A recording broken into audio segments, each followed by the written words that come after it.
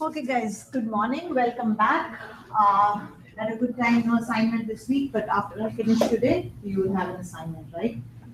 Just for information, if I'm not wrong, I got an email saying that there is a fire drill at 10:30 a.m. in this building K. So what we'll do is, if it's okay, it's not a like I mean you're getting that break after 10:30. You won't be able to come back because it's only 20 minutes. So instead of a 20-minute break today, we'll just take a 10-minute break, right? So that at least you have a break because you're only going till 10:30 today. Because fire drill means you won't be able to come back by 10 to 11. So those 20 minutes are gone. So I'll give you a 10-minute break so that you can just have a fresh kind and then we'll continue. So we are at the end of the day, we are only losing 10 minutes. Okay, so what's the agenda today? Today's agenda, I'll refresh your memories. We've been learning about some functions that are common: input, print, string, int, float, so on and so forth. We have also learned about the decision-making statement if, else, elif, which is a little different from any other language if you are kind of have done some other language. And then we did while last week, right? So I did while, in which we talked about infinite loops. We talked about till when does it go on and so on. So what I'm going to do is, before I kind of go on, I'll have to kind of, I think I did quite a bit, but I just want to be sure that I didn't leave out anything. But I will be doing for today or finishing up while if I haven't finished off, and we'll talk about continue statement, the break statement, and I'll caution you when and when not to use them, and then the for loop, right?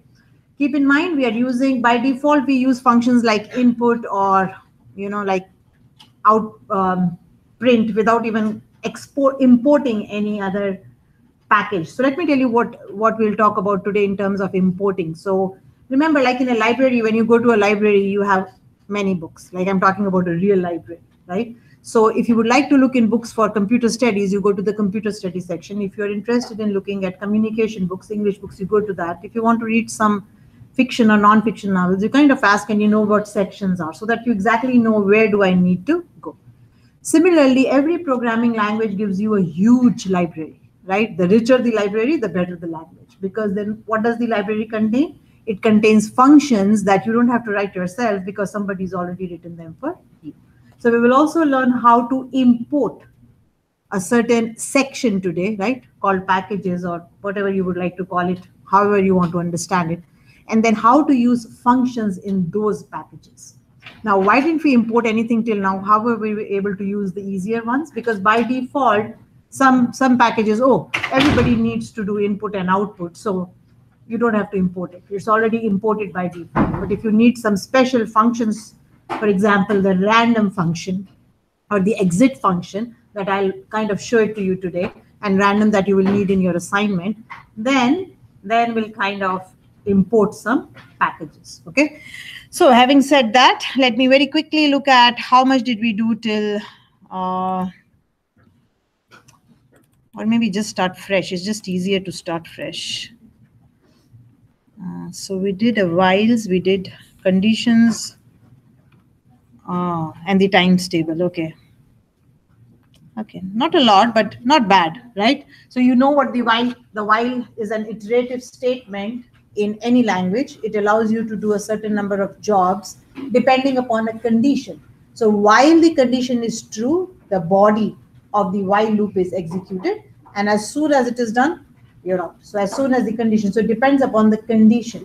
So the condition is checked before you enter the loop. If the condition is true, the while block is entered. You can call it the while block or the while clause, whatever language makes sense to you. And if the condition is false, it doesn't even go inside the while body, right? Now, how does it know what the while body is? Remember the indentation rule.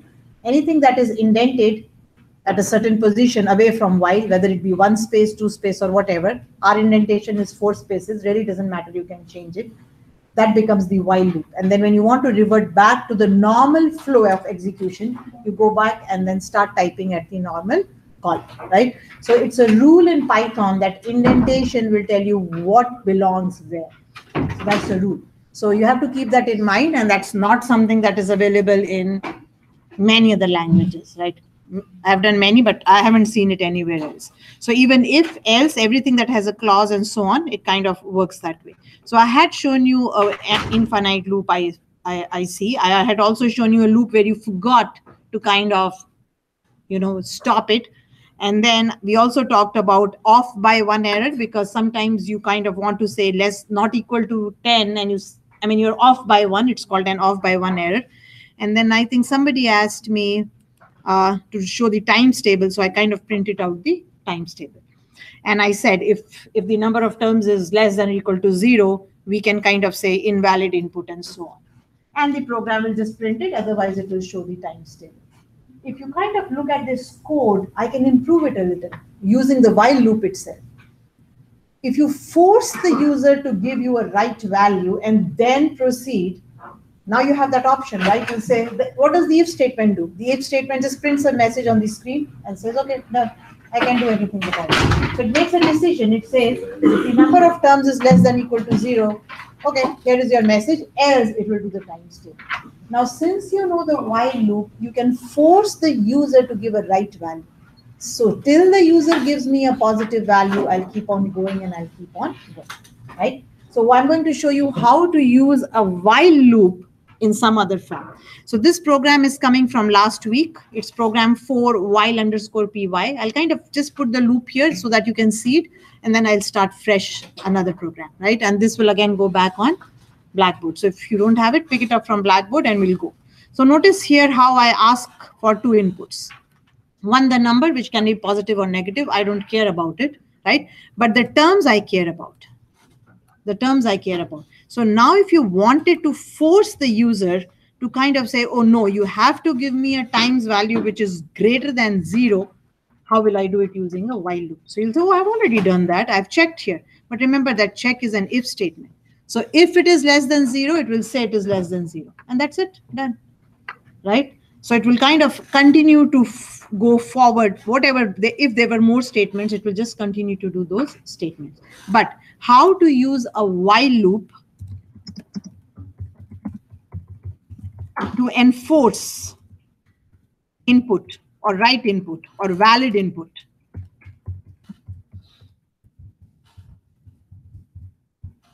Let me show that. Then I'll kind of comment this out so that you can see what's going on. So I'll comment out the if because I won't need it then, right? Why? Because I don't have to check if the terms is less than 0. So I take the value of terms from here. Now see what I'll do. My aim is that I keep on asking the user for the value till the user gives me a positive value. So what do you think the loop should be? So till when should I go on? Think about it in English, like normally in life. Till when should I go on? Till the number of terms is less than 0 or equal to 0 or greater than 0. So till when should I keep asking the user? Right. Equal to greater than 0. So why? So, but if he gives a value greater than 0, is it valid or invalid? Valid. So I must go on till he gives a value less than 0, right? So while the user keeps on giving me a wrong value, I'll keep on asking. I just won't quit the loop. It could become irritating. You'll say, what? I mean, why are you forcing the user? But if that's what you want, that's what you will do. So how do I force it? So I'll say while the number of terms is either less than or equal to 0, don't let the user go on. Make sense? So while the values, just think about it as if you would just in your normal daily life.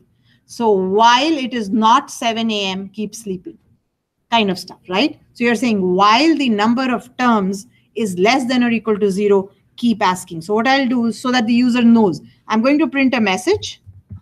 I'm going to print a message for the user. And we'll say something like what I said here, so that the user knows what's happening, why I'm being asked for the input over and over again. I'm giving an input. I was asked for an integer. I said a negative number, though the message was given. Who listens, right? Remember, nobody. The user will never follow instructions. Always assume that. So though you said give me a number greater than 0, the user did not. So you said invalid input for number of terms, please enter a positive whole number. You've again reinforced it. And you again ask for it.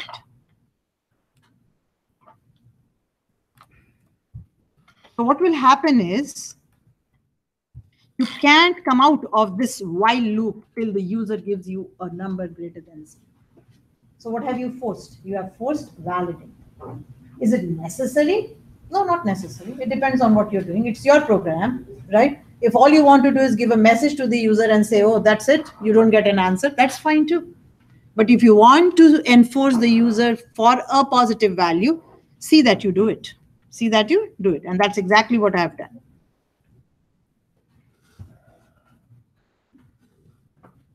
Make sense? So I have forced the user for that's another use of a while loop. So think when will you need it? So you have to think, oh, I want to do this while the condition is true. As soon as the condition is false, I want to exit. So when will it exit? As soon as you give a value greater than 0, it will exit. Right? So you have to be, that's all you have to think about. So now you have forced the user. Now you don't have to do anything. All you have to do is just print this. That means the user gave you a right value. So you don't even have to check anything now. All you do is you just kind of, now I'll have to kind of bring it all back because normal flow. Remember how I said normal flow?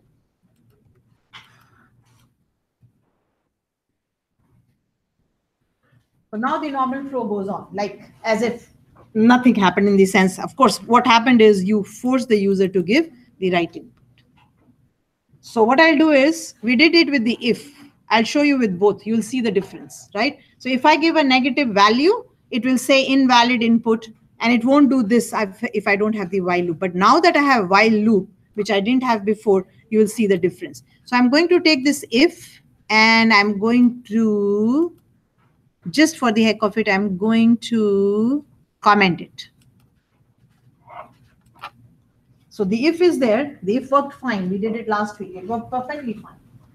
If it was less than 0, it was saying it was less than 0, and there was nothing else going on. But now see the change, right? So many students, especially when they do introduction to programming, they get confused between the if and the while.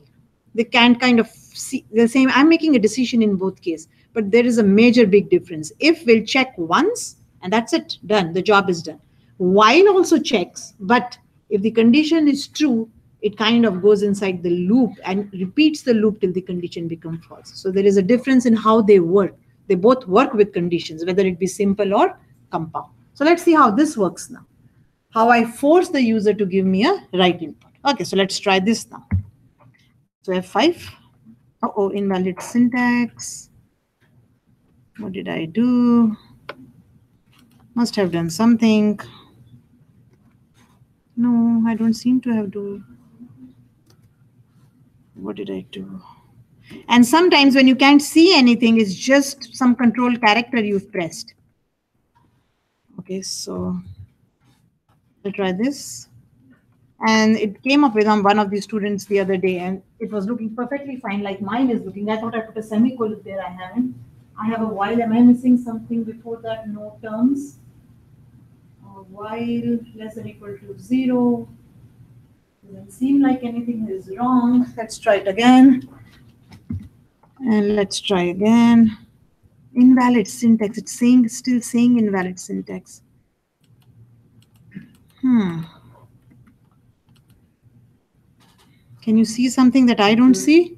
If you need posting values, then you need that greater than sign.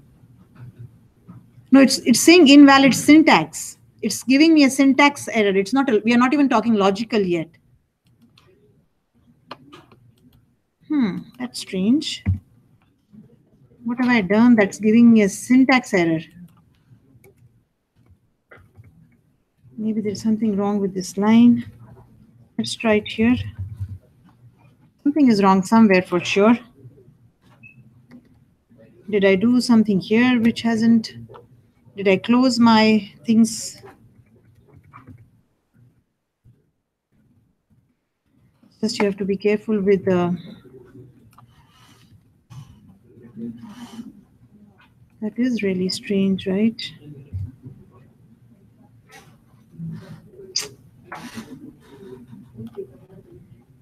I don't know. Something isn't right where it should be, but we'll try again. It's just because I copied. And I copied and I did something, some control character. Let's try to write it.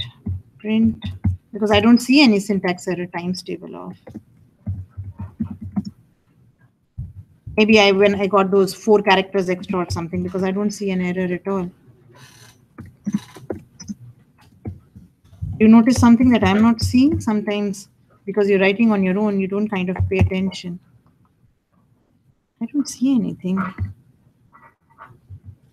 Invalid still syntax. Oh, yeah. You didn't close the bracket of that. Oh, that's what happens when you copy and paste, right? And then you don't do things as you should. Am I good now? Yes, I should be good now. Thank you. Oh, I have 2 print statements also. If you have an invalid syntax or something is wrong, I mean, there has to be something wrong, right? Okay, hopefully we are fine. Yes, I didn't close the bracket. So there was a syntax error and I copied and pasted and must have removed it. Anyway, so let's try again now. Let's do this. I had a missing bracket. The input function needs an opening bracket. The int function needs an opening bracket, and I only had 1 at the end. So there was a missing closing bracket. Okay, now having said that, and you were mentioning about that you need greater than, no, logically you want to keep asking to the user till the user gives you a positive values. So while it is less than or equal to 0, keep on asking, right? So the symbol is right. Okay, now let's try it again, hopefully. There, right? Okay, enter the number of generating the times table. So now you can work with positive or negative here, but how many terms do you need? If you give a 0, it's going to ask you again. If you give a -3, it's going to ask you again. You give a -4, it's going to ask you again. So I can go on, right? So you see, so I'm stuck. The user is stuck. Now you can either call it stuck or you're saying, oh, my program doesn't work with garbage. Garbage in, garbage out. So I won't take garbage. If you are telling me how many terms, I'm assuming you will give me a positive number. You can't give a negative number. I mean, it doesn't make sense. You'll say the first one was also right. It wasn't giving an answer. Sure, if that's how you want to go. I'm not saying that this is the best way, but I'm saying it's better because that's how I want it to behave, right? So how do you want your application to behave is how you decide it. Give it a positive number now, and it will let you get out of it. And there is your times table. Right? So now I have used a while loop to force the user to give me a positive value. And all I did was use a while loop. And you know what a while loop is. So ask for the terms, and I ask for the terms before the loop because I have to check terms, right? So I asked how many, and I said if, so kind of think of it as an if, but you want to repeat the job. So if that value was less, if my value is less than 0, I want to ask again. So I show an error message, I ask again. I show an error message and I ask again. So you're thinking if he gives me a value, if the user gives me a value less than 0, I want to ask again. But don't use an if, because if will only work once. So if you kind of this while, if you replace it with if terms is less than or equal to 0, ask again, it will only ask once, right? It will only ask once. You could ask once and the user may again give you a wrong value. But while enforces that rule. So that's another example of while. Right? So you have to think when you do your programming, you have to kind of in your head think, what do I need? Flow, decision, iteration. That's only 3 things you have to think about. That's all. Keep it in mind. And then you have to kind of code it. And that's the bigger part. Right? Okay, so let's go further and try to do a few more things. Let me do it in while, since I'm sitting in while here just for the heck of it, and then I'll shift to for. Okay. Let me see what are the break and the continue statements that I was talking about. So I'll show them to you. I'll tell what the negative and the positive aspects are of these statements, and you can make your own decision when you program. But when you go and Google and look at programs, you'll see that you'll notice that they're not widely used. And I'll explain why they're not widely used. They make your program inefficient in some terms, but I'll tell you what those terms are. Okay, now let's look at this. Let me introduce you to the continue statement and the break statements.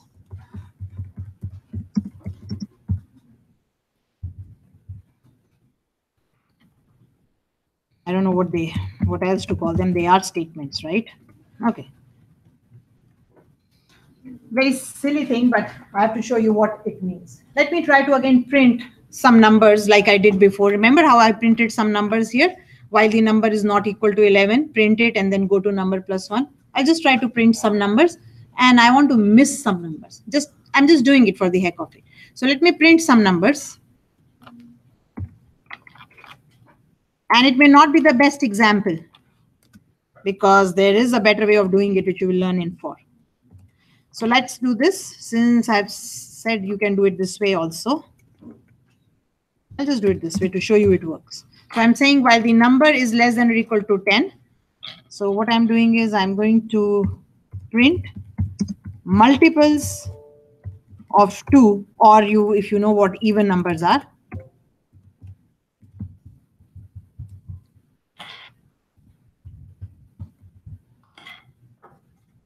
Right? That's what I'm going to do. Okay, so see what I'm going to do. The loop looks okay. If I kind of run this, it will print numbers 1, 2, 3, 4, 5, 6, 7, 8, 9, 10. Right? That's the while loop. Print it, go to the next number. Print it, go to the next number. So let's start with number equal to 1. And why is it kind of going to by default going to 4? So you start with 1. You say, oh, while the number is less than or equal to 10, just print the number. Normal loop. But now I want to force only printing of even numbers. What is an even number? Multiples of 2. 2, 4, 6, 8, and 10. That's even. And odds are opposite. 1, 3, 5, 7, 9. Right? If you don't know what they are. But that's what even and odd are. So multiples of 2 are called even. The others are called odd. And 0 is neither even nor odd. You can kind of take it either way. So it's usually taken with even. Okay, let's see. Now, what will I do is this. I will put an if statement inside it. I'm going to say if. And hopefully you remember your modulus operator. Remember modulus? Which said divide by and give me the remainder. So I'm saying if the number is divisible by 2. Does that make sense? So what does this mean? If the remainder is 0, that means it is an even number. If you wanted to print odd numbers, I would say if it is not equal to 0. So you make a decision. What am I saying? I'm saying if my number, when it is divided by 2, if the remainder that I get is 0, that means it is definitely a positive. It is definitely an even number. So I'm going to print it. Right? Make sense? And otherwise, I won't print it. Now you'll say, now where can I use continuous? Is this making sense? All I've done is printing positive even numbers, and you can test it. It's not a big deal. It's always good to test it. Have I missed something? No, looks okay. Okay, so times table of 2. And then this is what I'm getting, 2, 4, 6, 8, 10. Works perfectly fine. Right? Works perfectly fine.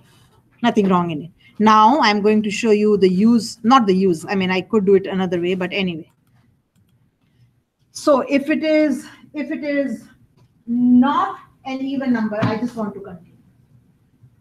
I don't want to print it, right? So see what will I do? So I'm going to say if it is an even number, print it, or if it is not an even number,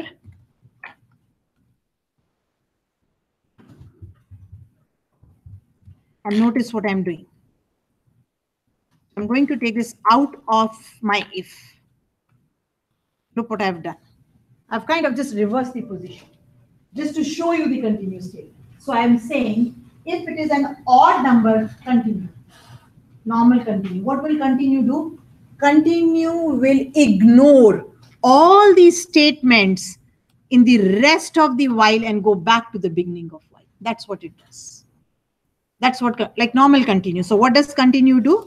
Continue will ignore or will bypass, you can say, whatever you like, or will not execute the rest of the while body statements, or the clause it is called, just so that you know. So as soon as it's a continue, it just goes to the beginning of the loop. It iterates back. That's how while works. Remember, that's how while works anyway. Checks the condition, condition is true, does the while, goes back to the beginning of while. Checks the condition again, goes back to the while. So it will not execute the rest of the while body statements and it will go back to beginning of the loop.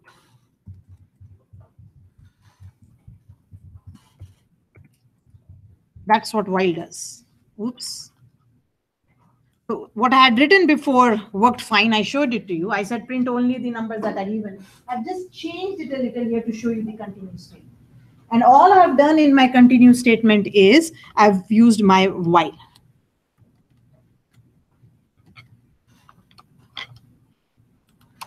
Okay, now look at it. An indentation is important. So number is 1. Yes, the number is 1. Is the number less than 10? Yes, the number is less than 10. Is it divisible by 2? No. So continue. So it will ignore this statement, ignore this statement. Oops. Okay. It can't ignore this statement. If it ignores this statement, then I will be in an infinite loop. Number will never increase. Okay. So you have to be careful. So this has to always be done. I only have to ignore this statement. So this, remember, it will become an infinite loop. Where should I place it so that it always does it? So if it is not equal to 0, not good code, but there is no other way I can do it. There is no other way, so I have to do it this way. Or I can do something else. Oh well. I had to duplicate code, and duplicate code is not a good idea ever. But again, as I said, it's just something that I want to show you as an example. And it's not a bad example at all. It's just not the best example, right? So if I forget that statement, it will never get incremented, and I'll be stuck in an infinite loop.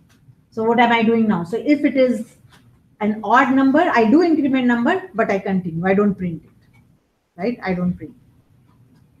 But if it is not, then I print it, and I still have to increment number up by 1. So the continue will only again print even numbers. Let's try it again. So you see duplication of code. There is this statement here, and there is the same statement here. Now, I could avoid it by kind of manipulating it a little, but sometimes if it is not avoidable, we have to just repeat it. So that's what I've done. Easiest way out. Let's try it again. So save it and try it again. So we'll do the times table and enter the number for generating the times table. I'm stuck somewhere. What happened? I have a value error, but that's okay. I did an enter. No big deal. My mistake. Okay, let's try. Okay, so what's timetables? 2's timetable. How many terms do you want? 10. That's okay. But there is the answer that I generated. Same as before. 2, 4, 6, 8, 10. But using the continuous statement. So continue shows you if it is odd 1, 3, 5, 7, 9, it's just going back. It's not printing it, right? I have to increment it, otherwise I'll be in an infinite loop. That's what continue does. So if for whatever particular reason you want to ignore or not execute the rest of a while body or a for body or whatever, you just write the statement continue. Now, why is it not recommended is what I would like to tell you. What did it do? It did confuse you a little. Continue means go back. So you're ignoring the rest.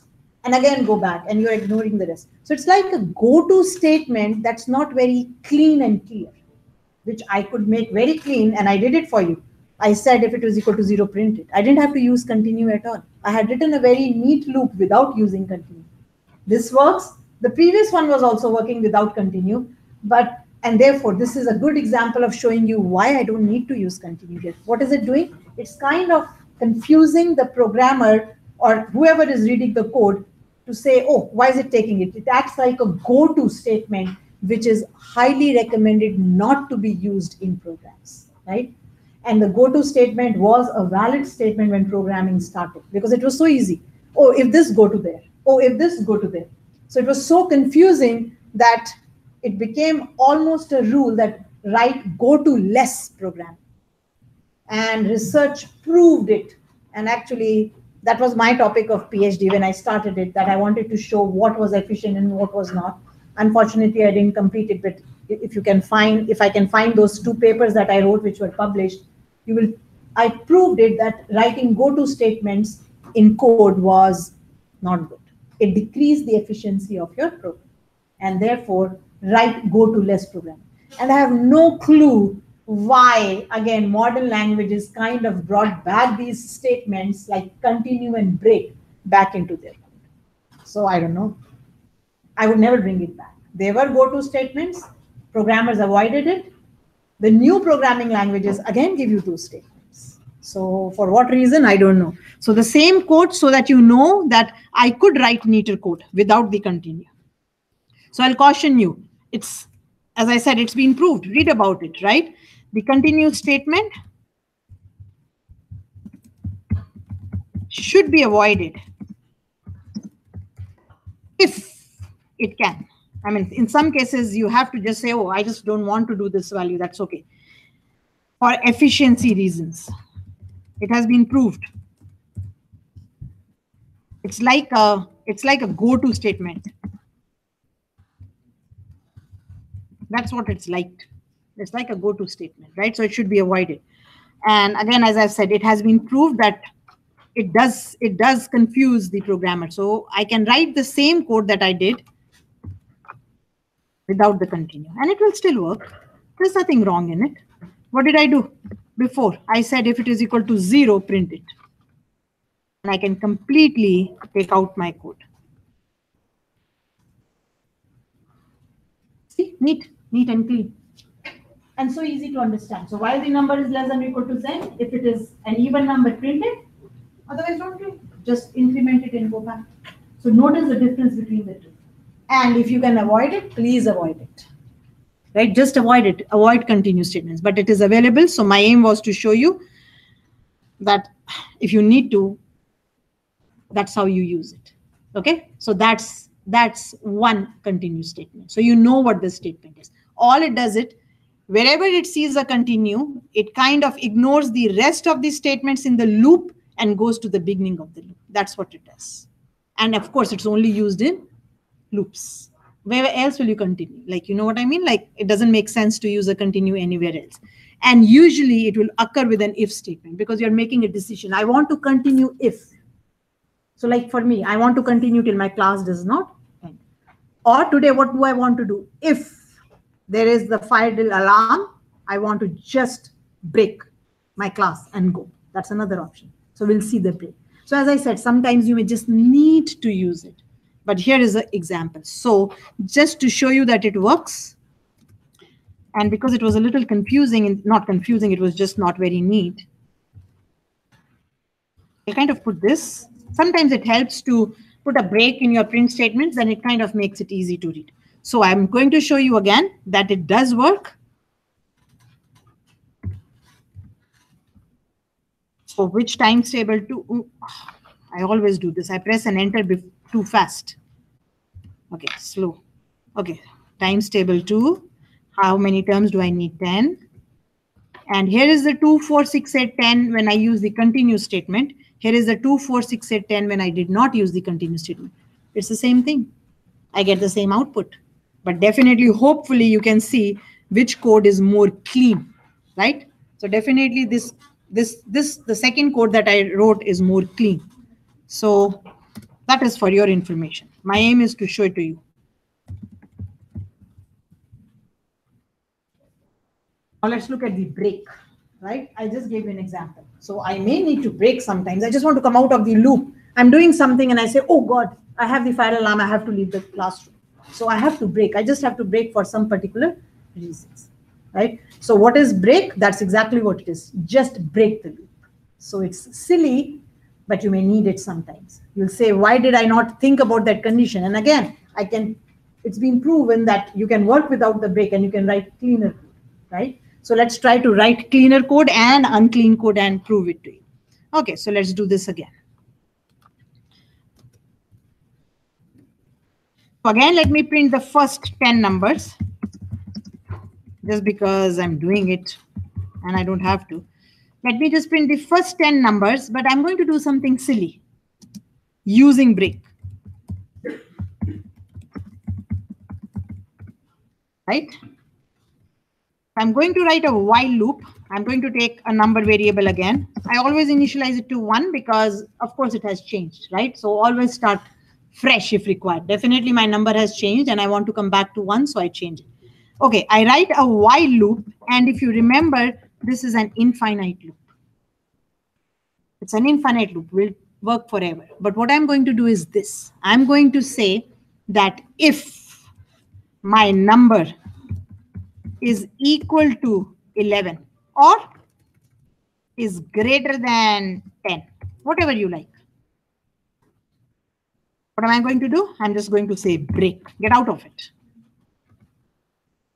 If it is not, then what do I want to do? I just want to, so what column am I here in? I just want to print the number.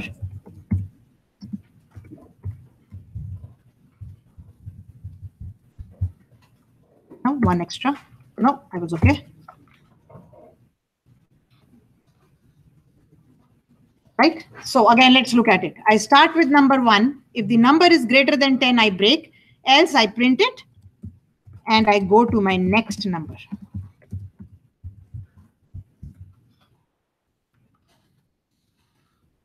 So instead of writing the cleaner code while number is less than or equal to 10, I just said while. I could have just said while number is less than or equal to 10, which we've been doing, right? Which is cleaner code. I don't need to use the break statement. So I repeat, avoid using break if you can. Because again, what is break doing? Break is saying, get out of the while. It just stops executing the loop, right? Or you can simply say it exits the loop immediately. When it exits the loop, where will it go? So where will it go? It will execute the statement after the while that are present, any if they are present, if not, or it will jump to. So I'll kind of write the go to again so that you see what it happens. It will go to the statement following the while or after the while. So again, see this word go to?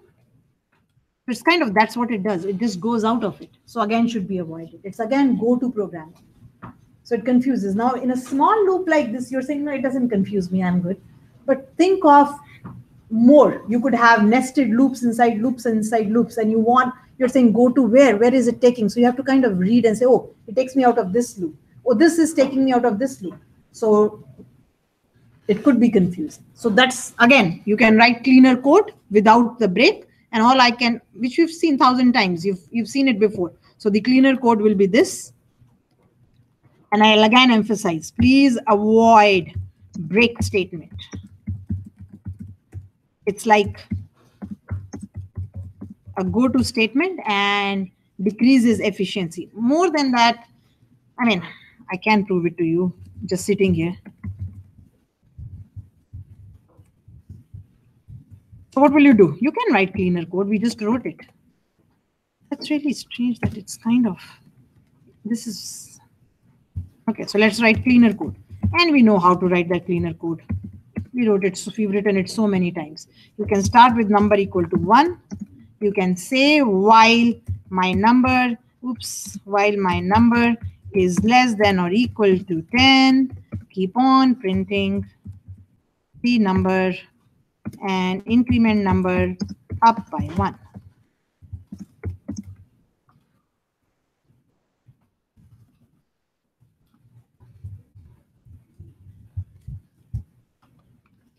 That's cleaner code, right? So is the first loop wrong? No, it's not wrong. Unfortunately, it's not incorrect. It's a correct loop. There's nothing wrong in the loop, right? There's nothing wrong in the statements. Syntactically wise and logically wise also, it will work perfectly fine, right? So let's try it again. So now we have to, I'm looking at the last answers, last 2 answers. Both will work perfectly fine. Should work, right? Because here, when are you breaking? When it becomes greater than 10. So otherwise you print it, increment it, print it, increment it. You do the same job. You're printing while it is less than or equal to 10. So let's try it again. Let's try, and not too fast. 2. Oh God. 2. 10 times. Trace back. Oh, spelling is wrong somewhere. Number became NYMBR. Where did that happen? Where does it see a number with a Y? Oh, double B's. Okay, let's start and do it again. There was another one? Oh God.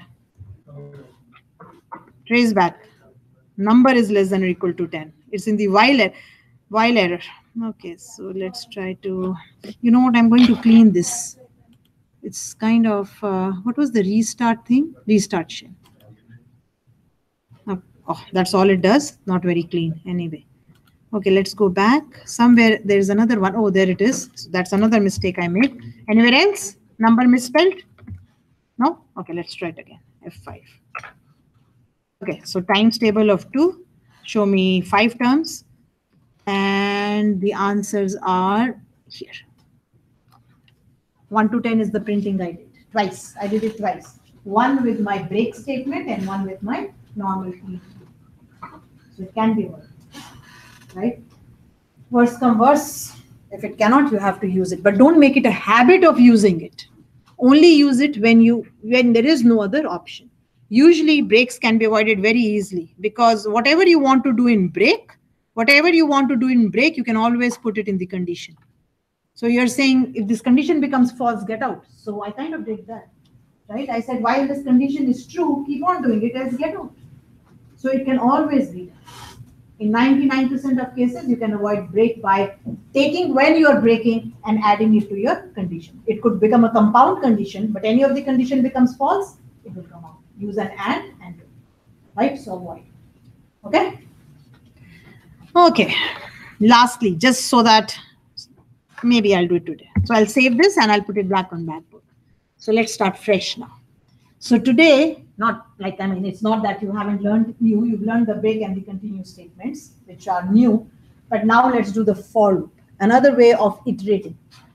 So while was good enough. You have a question, Karan? Yes, sorry to interrupt you, No? but can you please explain what you have done from the starting? How many things you have done? How many things have I done? Where did I start today? Yeah. I started here today. I started exactly here. I used a loop to ask how many terms the user wanted, and I forced the user to give me a positive value. That was my first example of a while, right? So while it is less than or equal to 0, keep on asking. Yeah? Got that? That was my first while. Then I wanted to introduce you to the continue and the break statement. So what is the continue statement? The continue statement simply means what it says. Continue says go back to the beginning of the while loop, right? So I took an example in which I was printing even numbers till 10. So if it was not an even number, I just said continue, don't do anything, right? That was my second job. But I said avoid it, and I wrote its count. I wrote the same thing by using no continue, cleaner code, right? So that's what continue does. It takes you back to the beginning of the loop. Okay, and continue, and if the loops are nested, it will go to the loop in which it is situated. So if you had while, so the continue will take you to the beginning of the its while, not the first while, right? So there could be many whiles. I mean, you could have any number of loops inside. So there could be a while here, there could be a while inside it, there could be a while inside. So suppose there is a continue inside this while. So where will it take you? It will ignore all these statements and it will take you where? To the beginning of this while, where it is. Not to the beginning of the first while, to which it belongs, right? So it will not execute the rest of the while, go back to the beginning of the associated while. So then I said, okay, so that is the continue statement. What did I do third? The third thing I did was I wanted to show you the break statement. The difference between continue and break is this. Continue takes you back to the beginning of the loop. Break will just exit the loop, right? So I showed you an example. I said, okay, let's print the first 10 numbers again. And I wrote a loop, not using the condition, but using the while true, which is an infinite loop. Inside that, I said, if your number is greater than 10, break, come out of the loop, just exit the loop. That's what it does. It just exits it. Simple. Get out of the loop. Go to statement following the while. So it's kind of, it will execute or it will go to the statement or execute the statement that follows the while. If there is any. If there is none, that's okay. right? I could have said print goodbye and it will say print goodbye, okay? And then I showed you how I can write cleaner code without using the break statement. So we did 3 whiles, a while forcing the user to give me input till the input is correct, a while with the continue, how to avoid it, a while with the break, how to avoid it, right? Got it? Clear? Clear to everybody? Right? That's what I added to the while, just to show you what these are. So you should be able to use while intelligently now. That's the whole purpose. And remember, whiles can be nested. Whiles conditions can be compound. While this and this and this. While this and or this. While not of this. They can all be done the same way like an if. So your condition can be compound. In whiles, you can have nested whiles. While inside a while, like any level. Can you show the results of in the first 10 numbers using break statement, please? This one? Just this one? Yeah. So you don't want to see this code at all? No. Okay. So let's just format it and comment it out. So this should print the first 10 numbers, Yeah. right? And it did. Okay, let's try it. So the last 10 answer should be this. So let's save this. Let's run it. And this is the times table in which we are not very interested right now. And that's it here.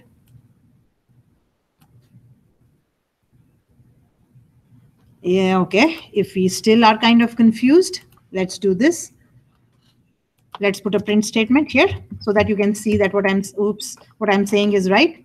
So let's go just to prove it to you. These are called natural numbers, just for your information. Maybe this will make you believe me, right? Because maybe it's not as clear as I think it is. So just let's put a print statement printing the first 10 natural numbers. And now it will prove that what I'm saying is what is happening. So that's the twos table. Oh God, that's the twos table. Give me 5 terms. There, right? It does work. I mean, logically look at it. It's just a while true loop. And you come out of the loop when the value of number becomes greater than 10. So it does work.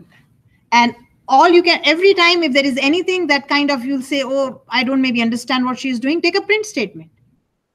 And take that print and put it wherever you need it. So here we were kind of printing the first whatever numbers. So we'll change it here. Let's do it. If it makes it more, and of course it makes it neater. I'll take this print statement that I had here, printing the first 10 natural numbers. I'm going to put it here. And I'll say the printing the first, printing the even numbers in the first 10 natural numbers. Make sense? Right? So it will print the 2, 4, 6, 8, 10. So we know that the answer is right. And we'll take this again. And we did this here also. Maybe this is a better message. Printing the even numbers till 10.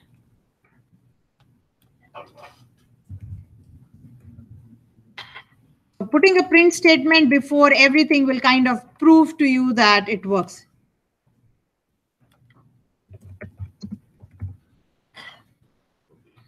So again, not the best way, but hard coding. I'm hard coding. I'm working everything till 10. I should be asking the user, till when do you want to print and so on and make it interactive. But right now, the emphasis is on continue and break rather than interactive, which we've already done. We wrote the 2 times table, making it interactive. So keep in mind, your program should always be interactive. Otherwise, it's a useless program, kind of. It only does this job, one job. Think of a calculator. If the calculator only added 2 plus 3, would it be a good calculator? Of course not. But if the calculator asked for the 2 numbers and calculated and gave you the answer, of course it becomes useful. So what made it useful? The interaction made it useful. So always write your programs interactive. And you did it in your first in-class assignment. I pointed out to some of you. I said, take the 2 numbers from the user. Don't assume they are 3 or 4 or whatever. And 3 or 4 students were just taking the numbers and using 2 hard-coded numbers and showing me the answer. That is not interaction at all. Okay. So again, mine is not very interactive, but still, it's doing what I want to teach you today. So now, oops, happens with it? I don't know. What do? I am pressing the wrong key, but that's okay. Control C. And now since I've proved to you that it works, I'm going to do it again. And I'm going to uncomment this because I want to show you the cleaner one. Uncomment. Yes. Can you just take another example for the break? Come again. Sorry, come again. Can you take another example for break? Another example for break. Okay. What kind of example would you like? To come out of an infinite loop or any other? That's the usual. I could break at, like, I could say break at some other number, but I'll show you another break statement with an infinite loop. It comes handy there. Okay, let's try this again. Is there a reason that you want another example? Like, or give me something that you have in mind and I'll do it for you. Okay, so here. Still confused with the break? Okay, let's look at code of break then. If that's the confusion, taking another example may not necessarily help, but I'll give you another example. But let's look at break. What did it do? This is where I use the break. Okay, so the loop starts. Is the condition true? Yes. What is the value of number? 1. Is number greater than 10? No. So it prints the number. It makes number as 2, goes back to 1. Is the condition true? The condition is true. Number has now become 2. Is it greater than 10? No. Print the number. Make it 3. Go back. The condition is always 2. Keeps entering. It will become 10 because number plus 1. Is the number greater than 10? Yes. Break. Get out of it. Right? So I have forced it to come out of the loop. I wrote an infinite loop. Some programmers just do it. They'll say while true and they'll use the break statement to come out of the loop when they want. It's I don't know. I can call it a personal preference. Just let's leave it at that. I can only give you my viewpoint that they are not recommended. You can read about it. You can make your own decisions and then you can code as to what you want. If in an assignment I say I do not want to see break and continue statements, then I don't want to see them. If I say please write efficient code, then there are marks for it, right? But if there is nothing, personal preference. While true is much easier for some people to think. I'm not forcing anything on you. I'm just giving you my personal experience and what is proven that continue and break statements are like go-to statements and should be avoided. They make your program less efficient, not only reading wise, but also working wise, right? And it has been proven. Make sense? Any more questions for me? Anything else that is not clear? So break and continue. One will continue, go back to the beginning of while. One will break the while, come out, exit the while. Whiles can have compound conditions. Whiles can be nested. There's no end to it. The more you learn, the better you will become, right? So for your information, compound conditions can be used. All my conditions were simple conditions, but make a note for yourself. While can have, of course, while can have compound conditions. If you want an example, I'll show you. It's not a big thing. Like if can be nested, so can whiles be nested, right?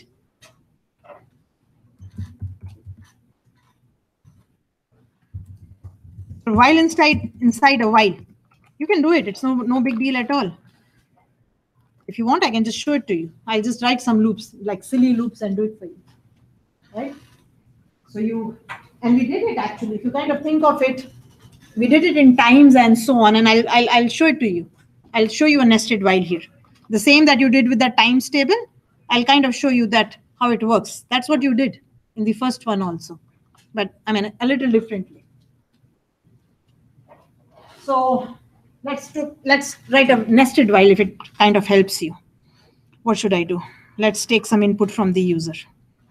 Let's take a number from the user. Let's convert it into an integer.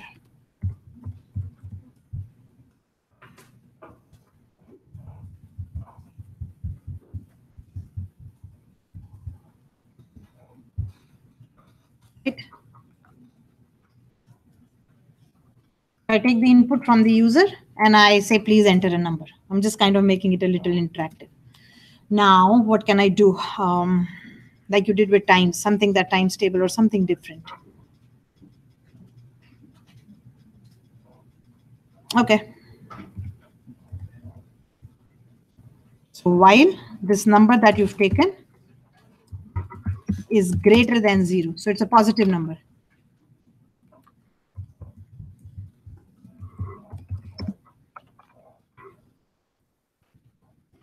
It's a positive number. So while the number is greater than 0, I'm good to go. Okay. Now let's do something else. Let's take another input from the user.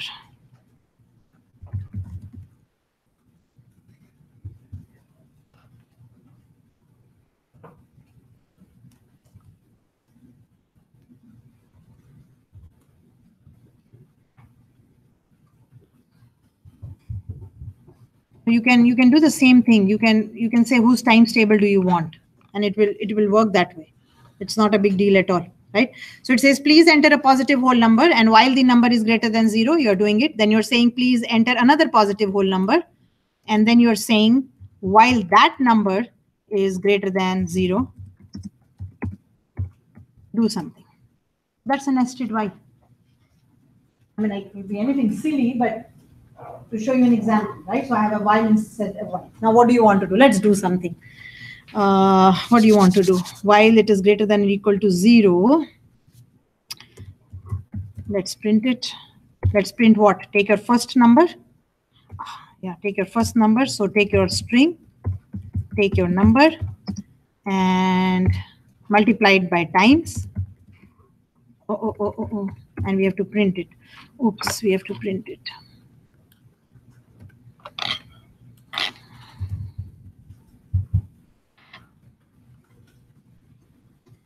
Right? And ask times again. And ask times again.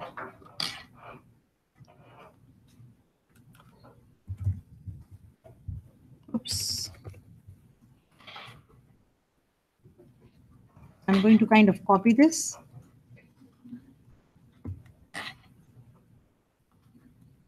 While it is greater than 0, it will keep on asking you, right?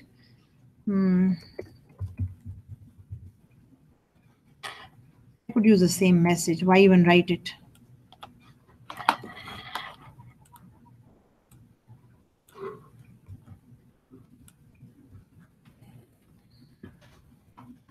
So this is what is happening. It will ask for a number, and you can take that number, and so suppose 5.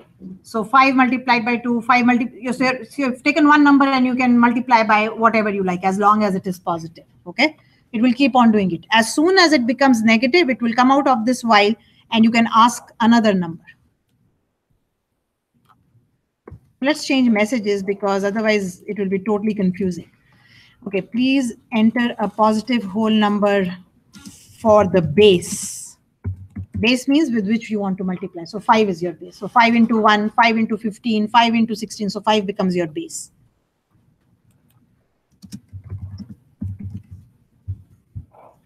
Right? And the times one, let's say, please enter another positive whole number for what? What do we call it? Multiplier? Right? So base into multiplier.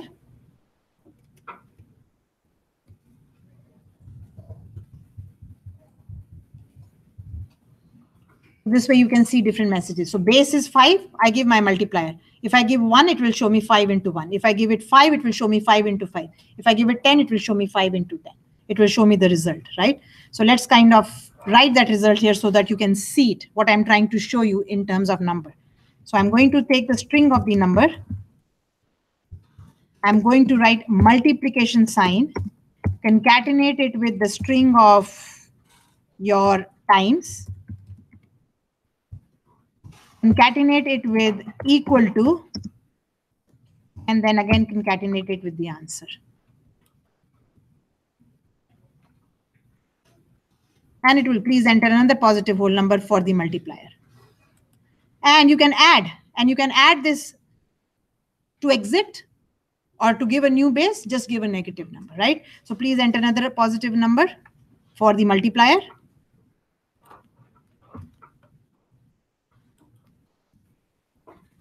And let's do this. To exit, to come out, you can ask for anything. To exit, enter 0. You can, and to enter something, come out, you can enter 0, though it can be anything that is less than or equal to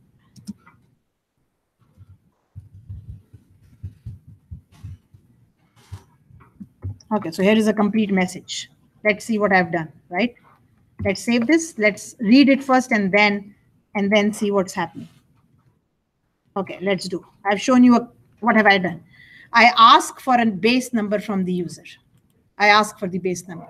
While this number is greater than 0, I only do a job. Otherwise, nothing. It just stops. It does nothing. Right? So you can say, oh, I want to give a message to the user that I need a positive base. Sure, we can. But let's look at what I've done. So while this number is greater than 0, my loop is entered. So my base, suppose, is 5. It says, enter another positive whole number for the multiplier. You can remove the word another now because it's giving a complete message. Okay, so it says now, with what do you want to multiply? So I say, oh, I want to multiply it by 5. Is it greater than 0? Yes, it is greater than 0. It will do the multiplication for you and it will ask another multiplier. Do you want to multiply again? And if you want to exit, it says, if you want to exit, notice how I've said, to exit, enter, the spelling is wrong, enter anything that is less than or equal to 0. I've completed the message. Enter a number less than or equal to 0. You could say enter a negative number, but the 0 is kind of not negative or positive. So I've said enter a negative number. You can say enter 0 or a negative number. Whatever makes sense to you. It's important that it should make sense to you. So if this less than or equal to kind of confuses you, write it in English. To exit, enter 0 or a negative number. Makes more sense to everybody, to a user also. Okay, so let's see how it works. It will take a base. You can take that base and keep multiplying it by any positive numbers. As soon as you enter a negative number, it will come out of it. And it will ask you a new base. What's your new base? And then it will do the same job with the new base. And you can keep on repeating this till your base is not negative or, right? So you can say 5 into 25, then you can do 5 into 15, then you can do 5 into 10. You'll say, oh, enough of 5. Okay, get out. Give a 0 to get out. Because anything negative or 0 will get it out. Then now you start with 8. Oh, I want to now work with 8. So again, we can say, please enter for the base, and we'll put this message to exit 0 or a negative number. So the user exactly knows how to exit. The user exactly knows how to exit. Otherwise, he's saying, what am I doing? Right? What am I doing? What am I multiplying? So the messages have to be complete. So this message is saying, give a negative or number 0 to exit. Otherwise, do it. Let's see if it works. Should work, but you never know, right? Let's see it again, since it is a little different from what you've done. Ask for a number. Is the number greater than 0? Ask for the multiplier. If the multiplier is greater than 0, multiply and show me the answer. Ask for another multiplier. Show me the answer if it is positive. Ask for another multiplier. Show me the answer. Get out. No, done. Give a negative number or 0. Gets out. Ask for a new base. And then repeat the process.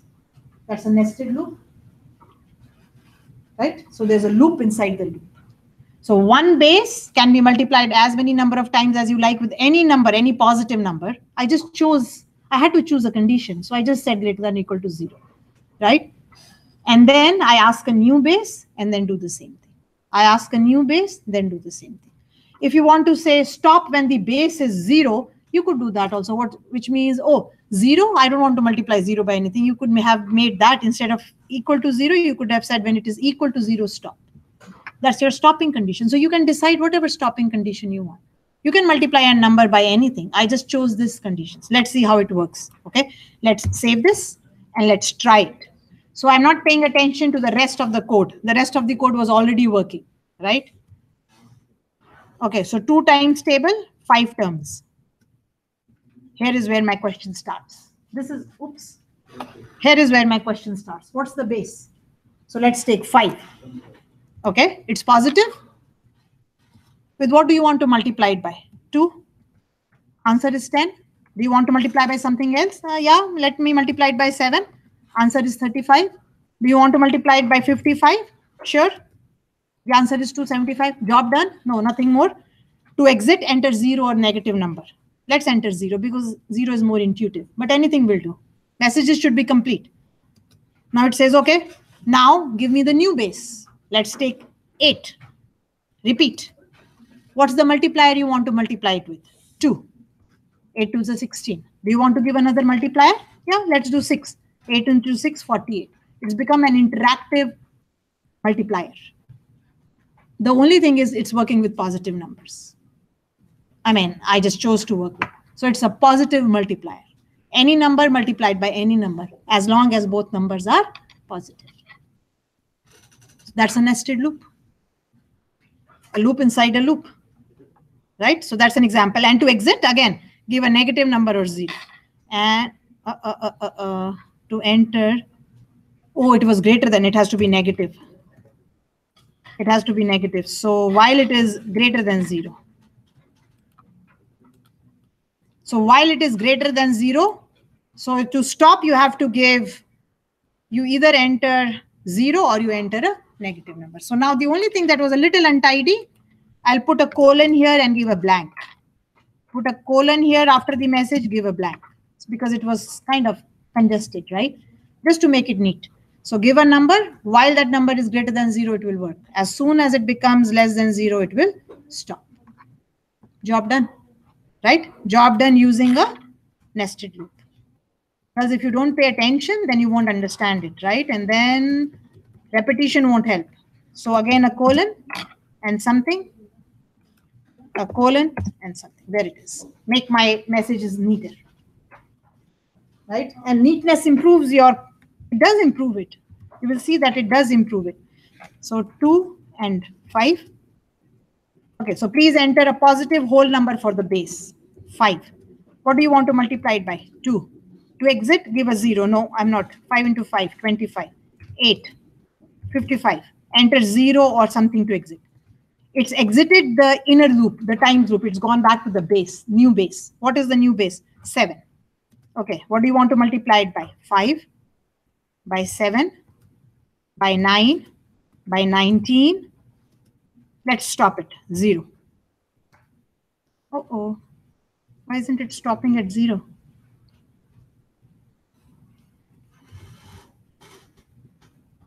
It's only exiting at negative number, something logically wrong. Let's see what is wrong. Notice it says, please enter positive whole number. Oh, it's gone to the multi. All right, so 0 for coming out of the multiplier and then -2 to enter the base. No, it's working. It's working. I didn't read the message. Works. That's a nested loop.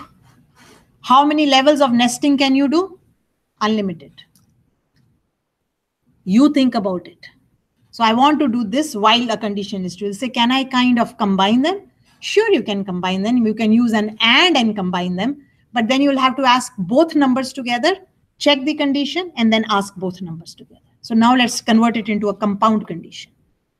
So that's a nested loop. This is really irritating that you have to kind of come to the end. Okay, so now let me just change this. Instead of nested loop, let me use a compound condition. And you will see the change in code. The change in code is you will have to ask both numbers, check that they are positive, and then do the job.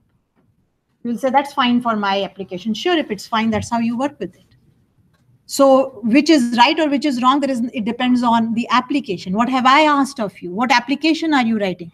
Is taking the first input, deciding if it is right, and then asking the second one, like your username and password, then you need nested loops. If you say, I'll take the username and the password together and then do it, use a compound condition. Right? So in that case, you will ask the number and the times together, both, and then you will write a nested loop. So take your number. Remember, Rick was mentioning it. Why should you ask the password until your username is correct? So ask the username. If it is correct, then ask the password. That will be nested loops. I said the opposite. You said the opposite, ask both together? Yeah, I think. Okay, something, yeah. So you can, it's up to you again. So use a compound condition. So let's take the number, ask, right? Let's take times, ask.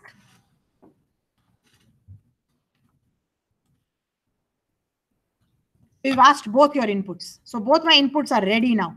And now your while loop does what? It says while number is greater than 0 and, remember and? Or you could say stop on either. You can use whatever. I'm just showing you a compound condition. And times is greater than 0. Both conditions have to be true to do this. If both of them are greater than 0, print the result. And ask again. And ask again. So ask the number again.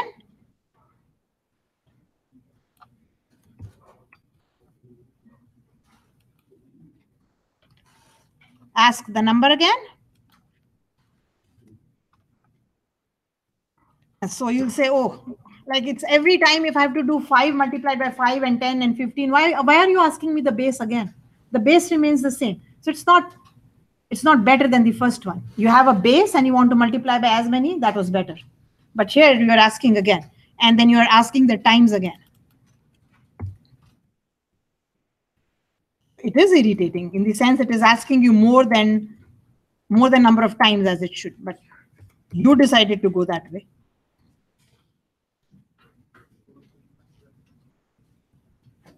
So while both are greater than 0, it will keep on working. But notice more input. 5 multiplied by 5, you have to give it twice. Again, 5 multiplied by 10, I'll again have to give it. 5 multiplied by 15, I again have to give both input. Why should I do that? Isn't it better to take 5 once and then keep asking for times? Take 8, keep asking for times. But that's a compound condition. So while it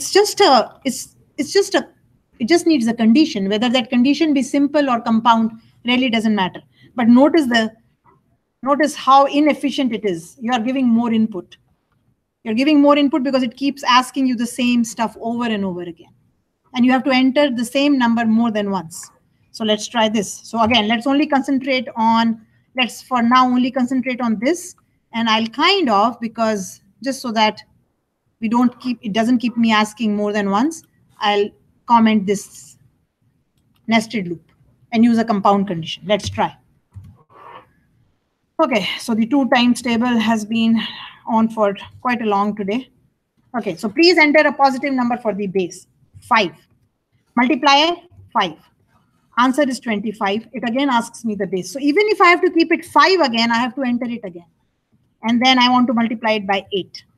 It works. But again, the base, because that's how I've written it. I put it in a compound condition. So the input 5 had to be repeated as many number of times as I wanted. Now, if the base is 0 even, it will stop because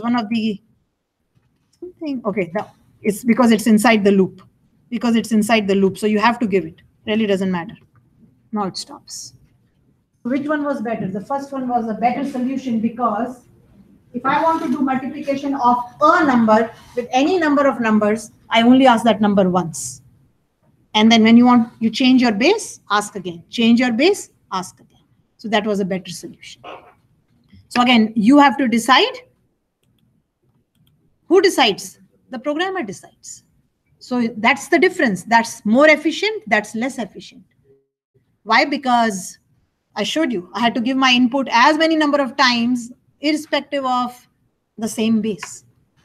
And nobody would like it. One is you want to keep one number till you change your mind, keep 5 and keep on multiplying. Now you change your mind, take 8, keep on multiplying. Take 15, keep on multiplying. So you're asking it once and you can multiply it by as many times, as many numbers you want. So again, both will work. They both work, but one is more efficient than the other. So I've shown you a compound condition, but this is definitely less efficient.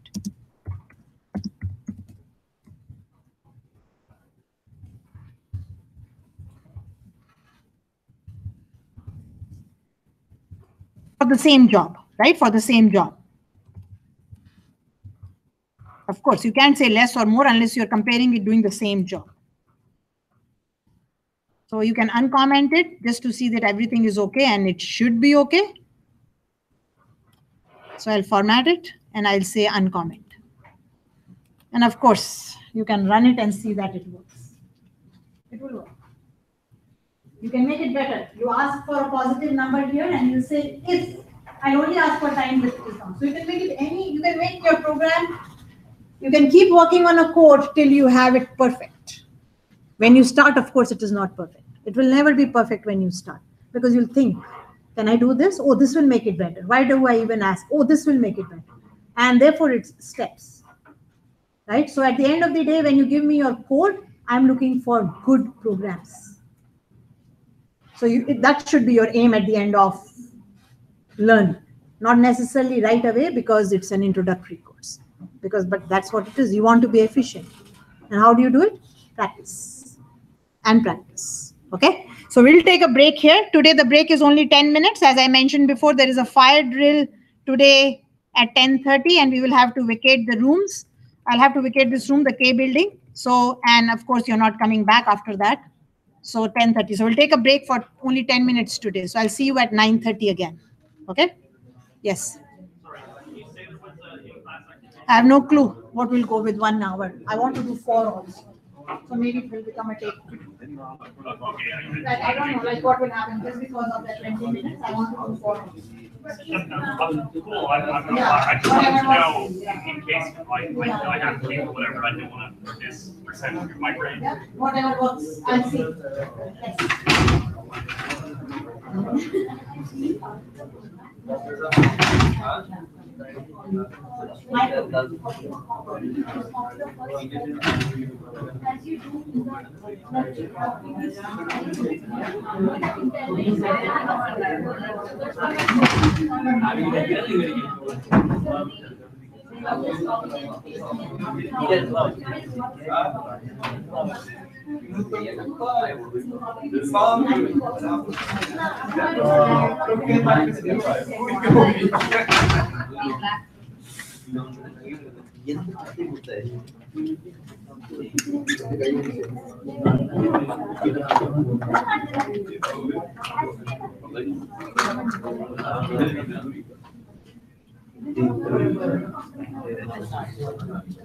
Copy it for me and show me.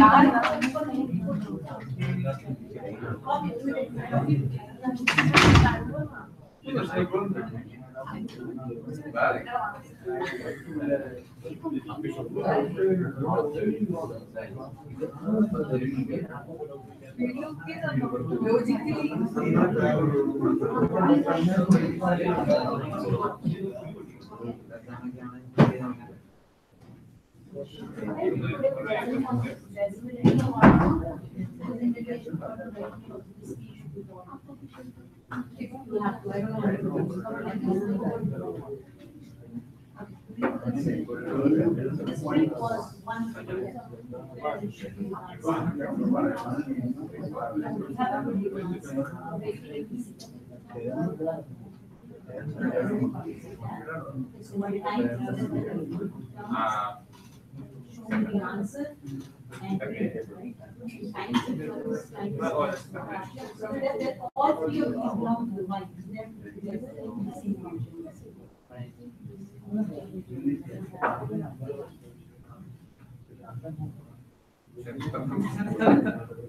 No, the problem is not there. The problem is zero. That's what they say.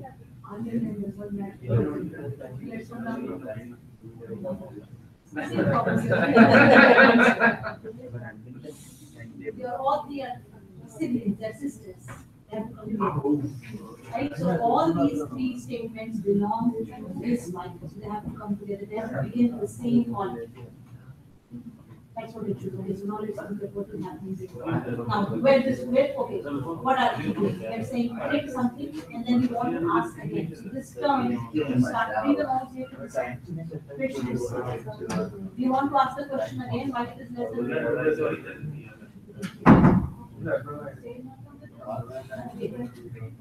you are printing invalid input, right? And then you ask. So these two happen together. Yes. Printing an error and asking again. You are saying invalid input. Please enter it. So this should happen together. So they have to come together to decide. Now you print times table and then it's the same problem. Now, while time is very clear terms, okay? And printing and time are now they do. So anything that you want to do together should start on the same path. Now let's see, what's here? Are we at the right side? So now number is 1, y number is 11. Okay, now this y, this is part of this number and keep part together. Take that number and make it.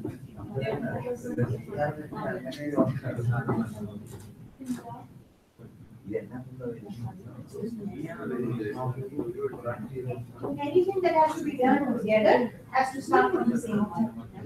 That's indentation. Whether you need one plan, whether you need two, doesn't matter. So if I say why it is big, stay inside the house. So you have to start from the same point. What we do the job, why it is big, right? So you put it together in the same column. Put it in the same column, learn why indentation is. That's what indentation is, right? So if you say, why is it raining, stay in the home, and then after 10 minutes you say green tea, then they're not matching. So you have to exactly say at the same time. Say that together, so start at the same time. That's what indentation is. Whether it be at column 1, 2, 3, 4, they have to be the same. Anything is done together, whether it's in if, whether it's in white, as together it's the same. Okay, and then if you have to go back to it, we go back to my normal flow, and start a new statement back from one number. That's how you match. Like you match red with red color and yellow with yellow color, it's the same match, right? You match something, now you want to go back to the beginning, go back to the so again, start from one number. What I need to say is come back to your suppose now you wanted to say come back to I wanted to say come back to one number. How will this come back? Now come back to one number and say read good one.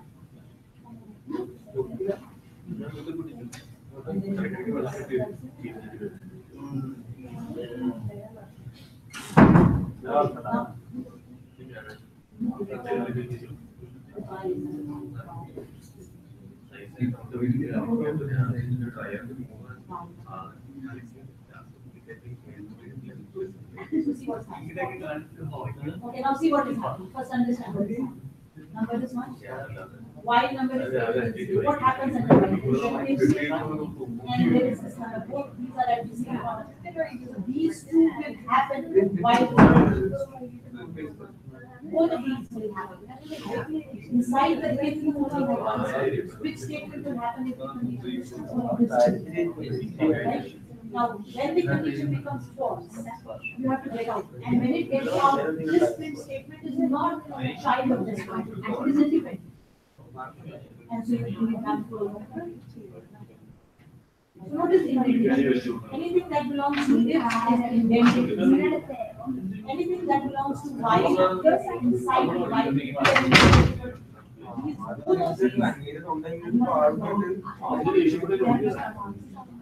This last print statement has nothing to do with it. So it comes back and says, oh, we are going to. You have. That's how I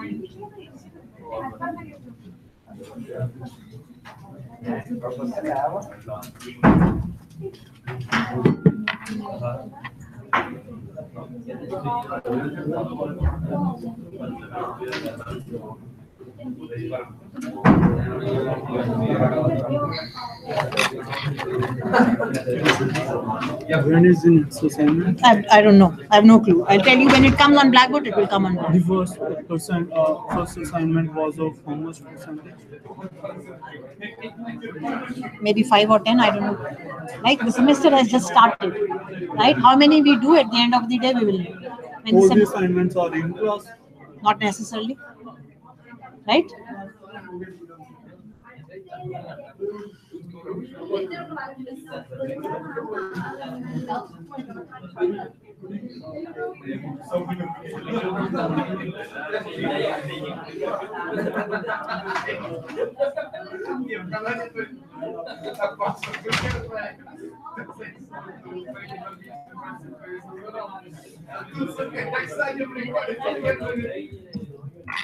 So,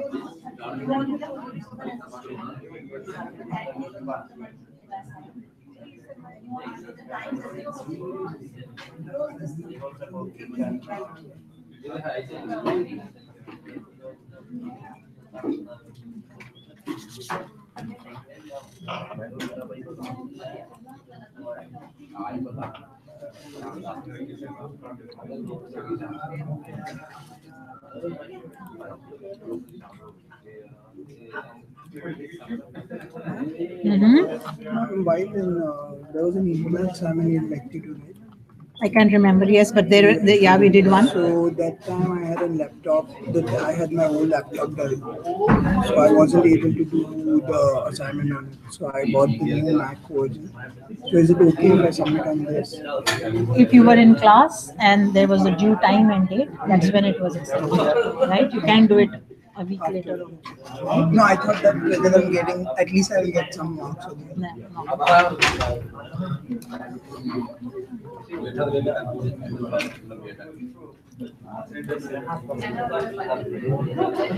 Okay, guys, thanks for taking only a 10-minute break because you have a 20-minute break at the end of the class today. The class ends early today at 10:30 of the fire drill. So all you have to do in the fire drill, if you didn't have it in your first semester, you leave the building, move out, and then again you can enter the building when, I don't know, they give some kind of indication. So I don't know, which means I won't be able to have my class again. So I'm leaving the purpose empty here for now because I'll complete it afterwards. Now a few things that I want to talk to about. One, all till now you've seen that your program only runs once. The program starts, whatever you want to do, it does, and then it stops. Right? Then you have to run, I have to go back again, do the F5 again. Go back again, do the F5 again. Now that you know the while loop, why not make my program run as many times as I want till I say, okay, I'm done now, I'm tired now. You know what I mean? So keep on running my program till the user decides, okay, this is enough now. So I don't have to keep pressing F5 10 times if I have to run my program 10 times. I know the while loop. So let's use the while loop to run my program till I say, I'm tired. Okay, so let's start that. Now, to do that, one way of doing it is, of course, there has to be some way of, the user has to tell me that I'm done.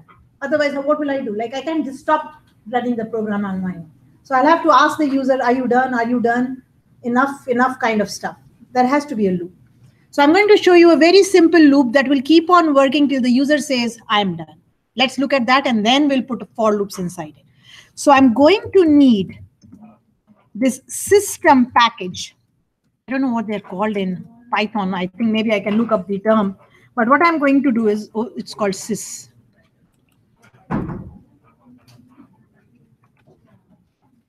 So as I was saying that you've been using functions, but now today I'm going to use a function called exit that will end my program. And that function, I cannot use it till I import its parent, or till I import its section, right? So where is it situated? It is situated in this package or in this box called sys. Sys stands for system.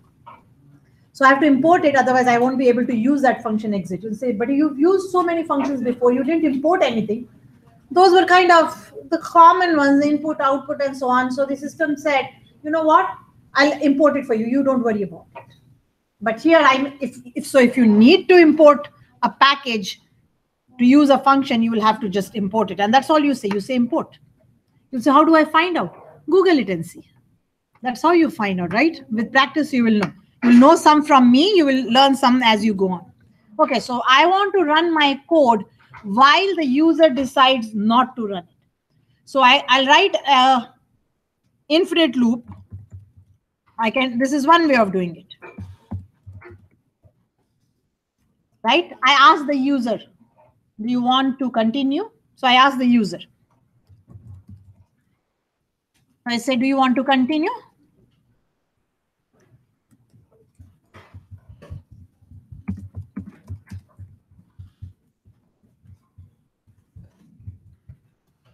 So I ask the user, do you want to continue execution? So kind of, or I can say, instead of saying this, I'm going to say type exit to stop execution. This way it's easier.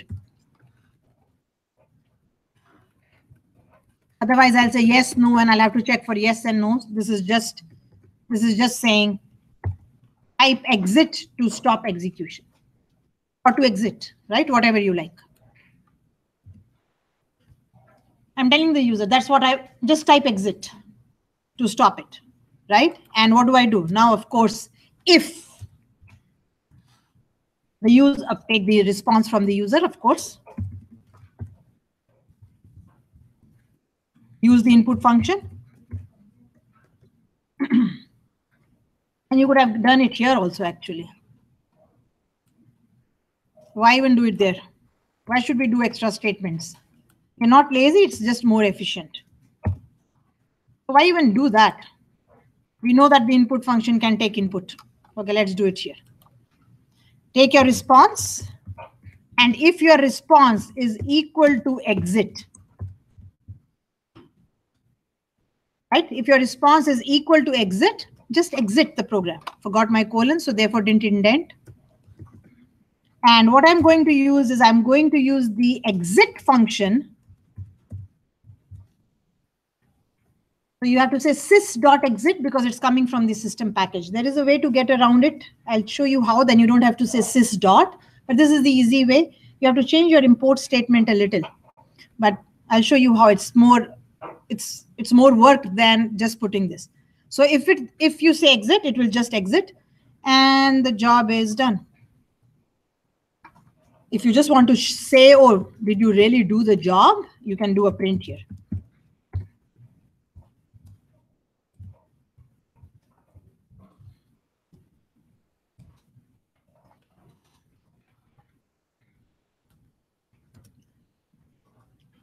So this is a loop that will let you run your program till you enter exit. The negative point of it, or the drawback, I can call it a drawback. There is no other way. You have to tell. So you will have to give your input every time. So you'll be asked. You'll say, oh, so if I want to run, I have to say yes. It's kind of logical, isn't it? Like, unless you tell me, if I say while true, then of course the program will never end. That's not what you want. You want to stop somewhere. So I have to ask the user, do you want to stop? With prefixing it like that, you can still hand it a status code in the job. Can I do what? Hand it a status code, like an hint. Yes, I can. That way you get like exited with program code. Yes. Yep, you can. You can do that. Let's just show this how this works, and then I'll try to do what you're saying. So let's see what this loop is doing. And just to show you what it is doing, I'm going to just show it to you.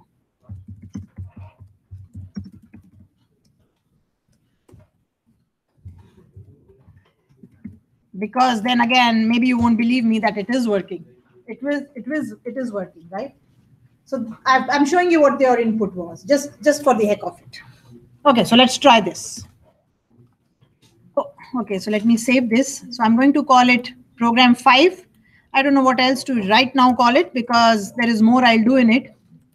But I'll start by fors in it today. So I'll call it for and save it. Okay, let's try it. So what does system exit do? It does what Rick was saying. It returns a integer code, 0 for I think successful and so on. There should be different codes that it returns. And to look up anything, it's not a big job at all. You go here. How does the exit function works? Say exit, say Python. It's a function, okay?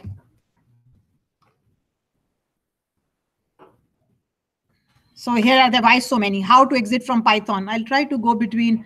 Oh, there is an exit and there is also a system exit. I'm using the sys exit. So there is a difference. Exit is a helper for the interactive shell. Oh, it's for the interactive shell and isn't intended for use in the programs. If I want to see something from their docs, I always try to look for something from the documentation itself. Here, there is a chapter I see. Some documentation from some library. So you can click here. Okay, so they're called modules. I was calling them packages. They're called modules. So somebody is talking about the sys module here. And in here, you will find exit somewhere. So let's try to see if I can do a search of, what did we use? Exit. Okay, that's where I was. I was trying to see if it could be easy. So it's the third one. There it is. Okay, here. The sys.exit function allows the developer to exit from Python, right? Your program just finishes execution. The exit function takes an optional argument. You can give it an argument, but it is optional. So that means I can give something like a code, what Rick was mentioning. Typically an integer, it is usually an integer. 0 stands for everything is normal. I exited normally. Typically an integer that gives an exit status. So if you want to see what is the status, 0, 1, 2, and so on. So it's a little, it's not complicated, but a little more advanced. But so I used it without any integer. 0 is considered a successful termination. So you are deciding to give a 0 and saying, oh, the termination was successful, which means that sometimes your program may have an abnormal termination and you can see in the error message, program terminated with exit code 1. That tells you something went wrong. Now, that's the use of that exit code, right? 0 is considered. Be sure to check if your operating system has any special meanings for exits. So they've used system exit 0. I didn't do it with 0 because like I was just trying to show you how to run it. And so to look for anything, it's always a good idea to of course, as I said, you have to learn by experience or by asking or by Googling, right? So let's see how this works. So that's the status quo that Rick was mentioning. Can I put a 0 here? And I said, yes, you can, but I just didn't choose to because, I mean, it works without that too. So the 0 you may find, oh, what's that 0 for? So can I give numbers and so on? Yes, usually system always, a user will exit with 0. If you see a return value, non-zero return value coming back, that means your program terminated abnormally. It was not successfully terminated, right? There is where you start thinking, oh, that's where they become important. Here, I am exiting myself and there's nothing, I know nothing is going to go wrong. So I just used it without 0. So it can be done this way also. But that was to answer Rick's question. Okay, let's try it. Let's run it. Let's do an F5. Oh, again, forgot my colon. So it says type exit to stop execution. No, I'm not doing it. I'm not doing it. I'm not doing it. I'm not doing it. No. No. Yes, out of the program. So which means you can run your program as many times as you like. Now let's try this. What happens? So you said type exit and I did it and it works, right? Let's try this now. And you tell me why doesn't it work? I put an exit with a capital E. It's taking it. That means it is not case sensitive. But if I misspell it, of course, so you have to check, is it working? I did an exit, but it didn't stop. So why, sorry, so it is case sensitive. It didn't stop. I said exit, but it has to be exactly EXIT in small. Now that's too much to ask of the user. Then like it's too much. So what do you think I can do? take exit in any case, capital, mix, anything, but change it into all small before I use it. Right? So I take the input from the user says exit. For human beings, exit means exit. But for a computer, exit in all lowercase is different from exit in all uppercase, is different from exit if E, X, I, T are written in any cases. So I let you think about it and you search it and let me know, or maybe you know what, I'll put it as in an assignment and you will search it. That irrespective of how you give your word exit, case does not matter. You think about it and then in an assignment, you will search for it and do it. But I can't. I exactly have to give it this way. Even if I do anything else, if I make it all caps, it won't exit. Because what have I matched it with? I've matched it with exactly exit. That's what I've matched it with. Then you will say, oh, can I do this? Can I put or here? Or it is equal to this, or it is equal to this. But think about it.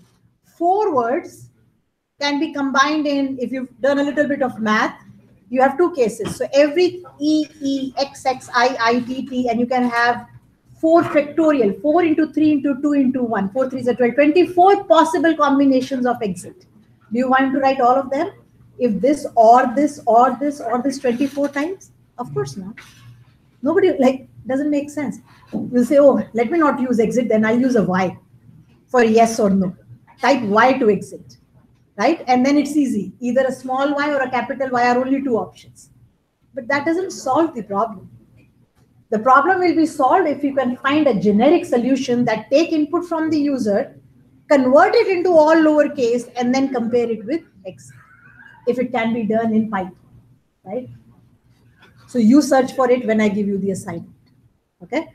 If it was a Y, then it was easy. If I say Y, I can say type Y or Y to exit, and then I could have simply said this. I could have changed it. I could have compared it with Y. I'll just show it to you so that you know what I mean.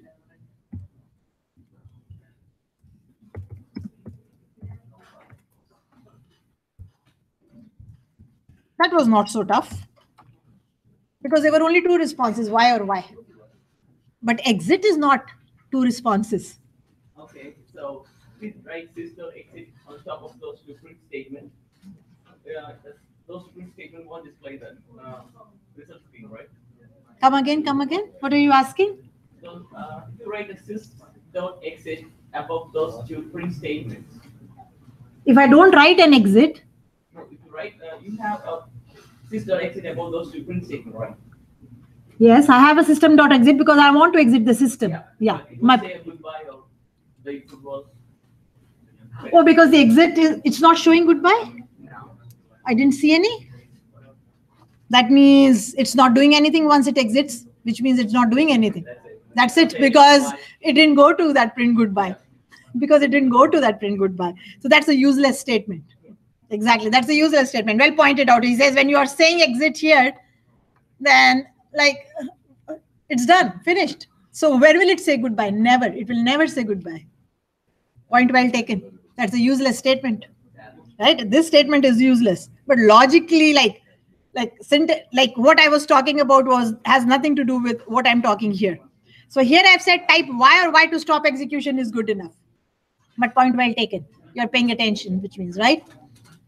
This is easy. I'm comparing with small y and I'm comparing with capital Y. But what if I wanted to take exit? So this is okay. This is not a big job. And many people will revert to this because invalid syntax, okay, because here the invalid syntax is here. You will take this approach because it's easier, right? I only have to type either a small y or capital Y and I'm good. But that's not just the only approach. What if I start with yes? Now again, I have 3 words, 3 letters, which means 3 into 2. I have 6 combinations. I don't want to say this or this or this or this or this. So that's not the best solution. So you could think of it, but I won't let you do it this way because I want you to think of how to use exit instead. So I leave it for you to research it because it will come in an assignment, right? because you can't make 24 combinations of or. There will be 24. You can write exit in 24 different ways by changing caps lower to upper. 4 into 3 into 2 into 1. If I'm not mistaken, if my math is not bad. Right, so you'll find out. But that's now your program is running unlimited number of times till you decide, yes, right? I want to exit. Okay, so let's keep it this way. Now let's start our, so I've proved to you that it works. So this was just to prove to you. Now let's start our code. Let's do our for statements now, right? So I'll introduce you to the for statements now. So I'm back in while. So if you type a capital Y or a small y, the system will exit, otherwise it will go on. Now let's do for. Let's learn for. What is a for statement? A for statement in Python is again an iterative statement, like while. So why do I need more than one? In real life also, you can do a job in different ways. You know what I mean? Like you can either do it this way or you can do it this way. You have options. So in programming also, you've been given the option of doing something in more than one ways. So what is the for loop and how does it work? I'm going to show it to you now. So let's use a for loop to print the first 10 numbers. You've done this using while. Now let's do it using, okay, so now again, where should I start my for loop? My for loop should start at the same column to belong to the while. Please keep in mind, guys, please. If you really need to talk, all you have to do is leave the class. Go talk, come back. Okay? So, because indentation questions are coming up, still coming up. I want to include the response statement, the if statement, and the for statement all inside while equal to true. So they all start from the same column. Anything that belongs together has to start from the same column. Anything that you want to do outside has to go back to column number, wherever you want to make it. So it's like partners. Whose partner do you want to choose? Okay, so let's try to do this. So the for is a little different if you've done any other language, then it is a little different. But otherwise, it's not as if it's very different. So if you're doing Python, it's different for me from other languages. So I'm saying do a job. This I've told you, don't use names that don't have a meaning. Like we called something number, we called it times, and it made a little sense. Usually in a for loop, this is called the index variable. We use I, J, K kind of like, because it's just counting. It's a counter. Some people use the word counter because that's what it does. It counts number of times. But using I, J kind of single lettered words, usually I, J is common in for loops. So there's nothing wrong in using a name I, which otherwise will never ever use because it has no meaning at all, right? So what I'm saying for I in. So this is called, I is called your loop variable or the index variable. And if I want to print the first 10 numbers, all I have to do is I have to say how many do I want to print. And you'll have to give me a minute to double check my notes because as I said, this for loop is also new for me because it's in a different format than other languages. Okay, so we are seeing a function called range, right? What is this range function? So for is the statement. I is your index variable. In is again a reserved word. So for in is that you have to write it this way. That's how it is to be written. And range is a function that can take more than one argument. So I'll come to it. It can take 3 arguments. I've only started with 1. So range can take 3 arguments. I've only started with 1. How will it work? Let's see. I'm going to print the value of I. Since it is an integer. So I, you can start writing if you want in terms of your comments. I is called an index variable or the counter. It is an integer. Therefore, I had to convert it into a you can call it index variable, you can call it counter, whatever makes more sense to you. Range is a function. As you can see, it's gone purple. So definitely it is a function.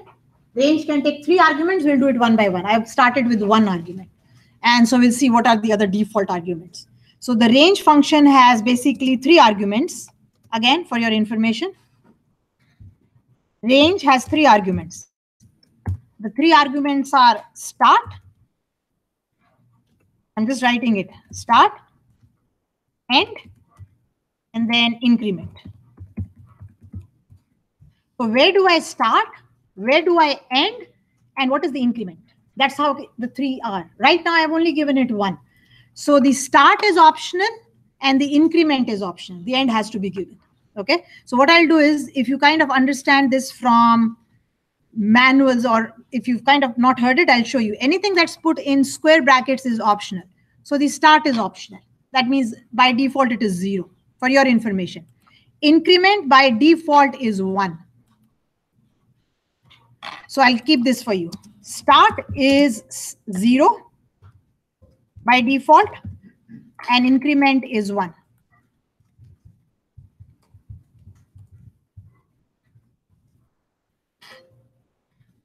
And I'll print something for you, and then you'll see where does it end. But you have to say, you have to give end.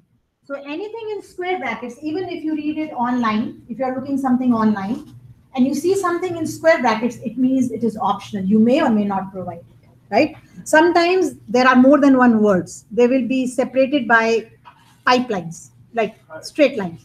So one of these, that's what it means, one of these. Okay. So here, let's see how it works. Okay. So it says I in range 10, print stri. Why did I convert it into a string? Because I is an integer. So it should start with 0. So it should say 0, 1, 2, 3, 4, so on and so forth. You don't have to increment it. It will automatically increment it from it. So see the difference from while? The same loop in while, I had to initialize it and I had to increment it myself. For initializes it, unless you want to change it, of course, and then increment it not by 1 but by something else. You'll have to do it yourself. But normally I don't have to do anything else but just write a for statement. So it has its advantage, right? It is more compact. But how does end work? Since it starts from 0, it will end at 9, 10 minus 1. Guys, please, is there something really funny in my class? And you've been doing this the whole class. It's fine if you don't want to type it in, but phones are not allowed in my class. You're watching something, and if it's so funny, leave the class, please. I think that much respect should be given, right?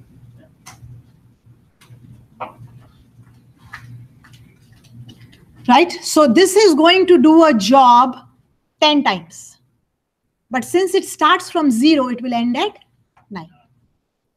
That's all you have to remember for a loop. Because it starts at 0. You'll say, what if I don't want to start with 0? I want to print 1 till 10. What will you do? You will give your start as 1 and you will give your end as 11. So for loop the for loop does a job a certain number of times. That's what a for loop does. That's its job. A for loop is used to do something, right? Or to execute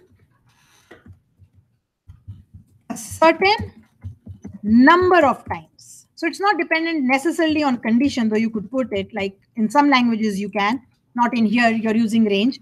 But in Python, only in Python, you can do a job a certain number of times. How many times do I want to do this job? Other languages allow you to use a for with conditions also. But here the conditions are not prevalent. Here the times is prevalent. So it is a little different from other languages if you've done other languages. Let's see if it works. So what am I expecting? I'm expecting it to print from 0 to 9. Okay, let's try. Let's save this. Let's do an F5. It says why to stop execution. I don't want to stop execution. I'll do an R. And there it has printed the results. So when the program begins, it says, if you want to stop, put a 1. Otherwise, it says, do you want to go on? I'm saying, yeah, I want to go on. It will do the same job as many number of times as you like, as long as you don't type a Y. I don't have to keep doing F5 over and over again.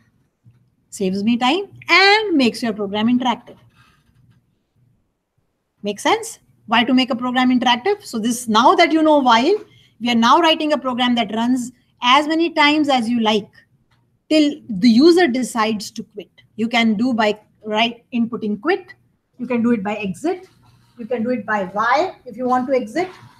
Or it could be just a condition while number is greater than 100. So you read a number and while it is greater than 100, you keep on doing it. But usually like when you're doing a program, you'll exit. And that's what happens in most programs, right? You just exit, you log out. Okay, so that's the for loop. Is it clear how the for loop works in its easiest form?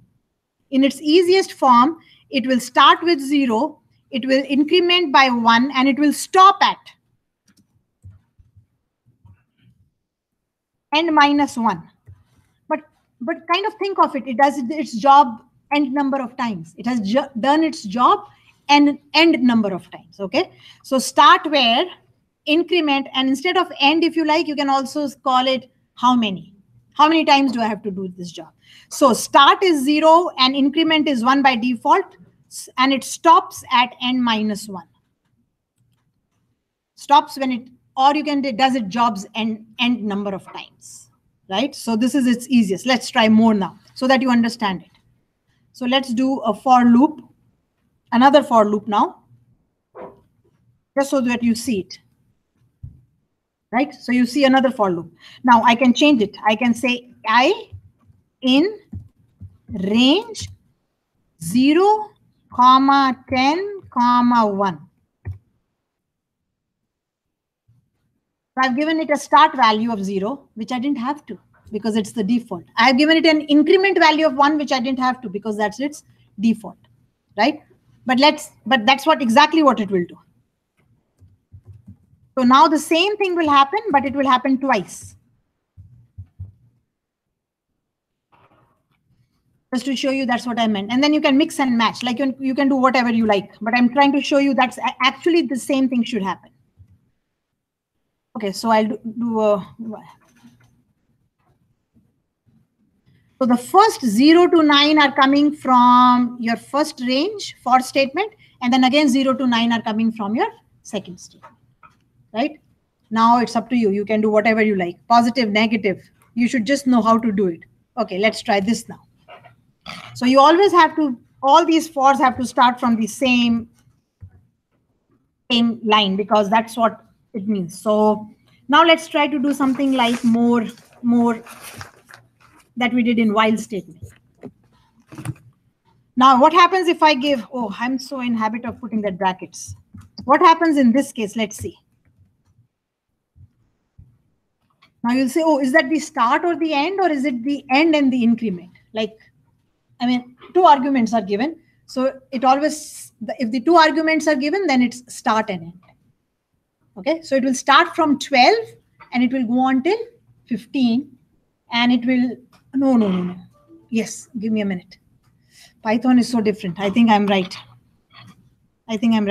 Let's see. Better to not say anything and then try it first.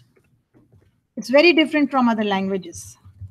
It's totally a bomb. Different, absolutely different. Let's see what does it do.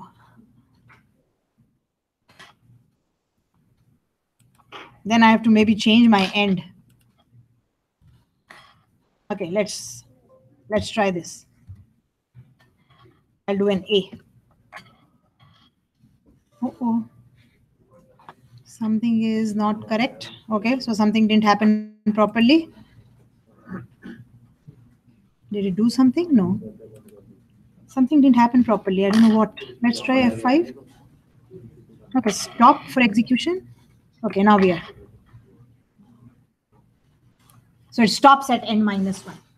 So it was right, that my comment was right. It stops at n minus 1. So 12, 13, 14, and 15 is what it will print out. But if you are given 2 values, the first value is the start, the second value is the end. When you give 3, then it becomes the increment. So you don't have to say, oh, so if I want to give an end and an increment, but I want to start with 0, can I leave it out? No, you can't leave it out. You have to put it because it counts 1, 2, and 3.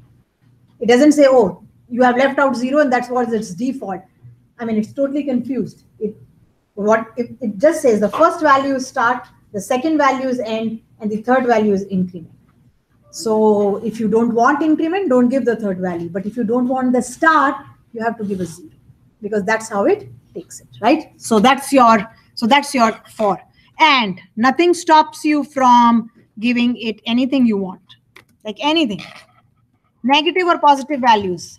So see how versatile it is. I'm going to start it with something else. I'm going to start it with -5. I'm going to go till 4, and I'm going to increment it 2 every time.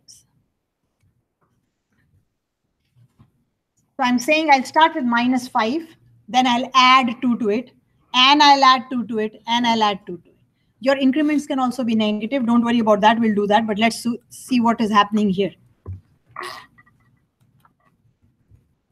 What do you expect? -5, +2, -3, +2, -1, +2, a 1, +2, a 3. +2 will take you to 5, so it shouldn't print it because it's out of range. Right? So it should be smart enough. I've gone out of range. So let's try that.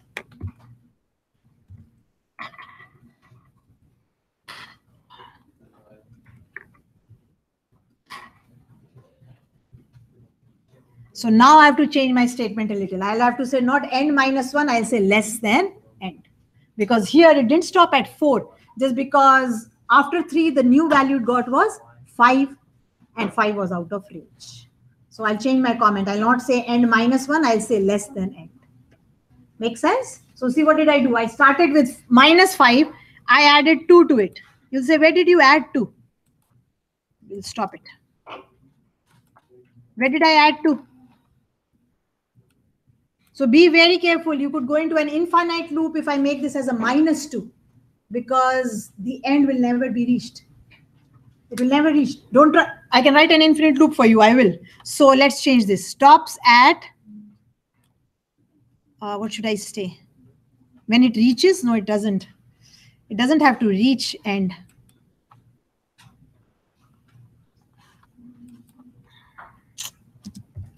I'll have to change this comment, but I don't know how to word it. But that's what I mean. It doesn't include end. End is not included. It stops at less than end. What is the biggest number that is less than? And there is where it stops, right? So a little not so easy to say, but that's it. Now let's try this and see the mistake I've made. I'm going to do the same loop again and look at my mistake.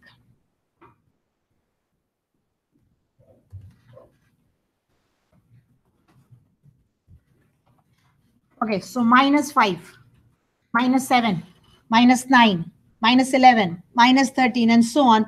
Will it ever reach kind of 5? Like, will it ever go beyond 5? Never. So that's an infinite loop. That's an infinite loop. Think about it. Why is it infinite? Because it never reaches. It will never go to positive values. Right? Let me remove this because it's such a silly thing. But anyway, that's an infinite loop. Beware. So how you write the loop, you have to think about it. Maybe your increment is wrong. Maybe your condition is wrong. Something is wrong. It will go into an infinite loop just because it never reaches that end. That condition is never reached. Right? That end is never reached. So try it. Let's see. Do an F5. And I'll do an A to start. What happened? It did stop. What happened? Something is wrong, not wrong. Logically, start at -5.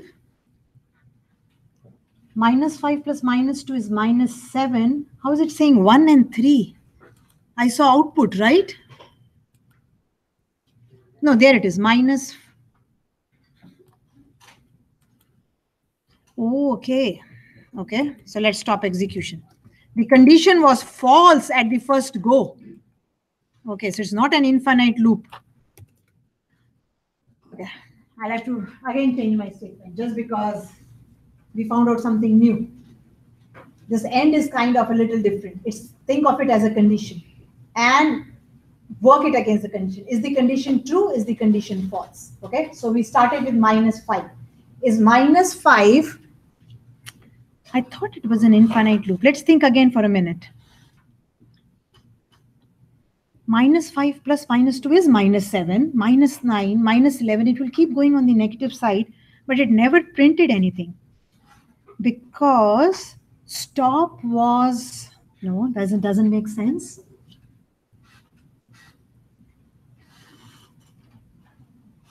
Okay, how is it being defined? So that means range is working some other way from what I'm thinking. It never went into the loop. The condition became false. The loop was never executed.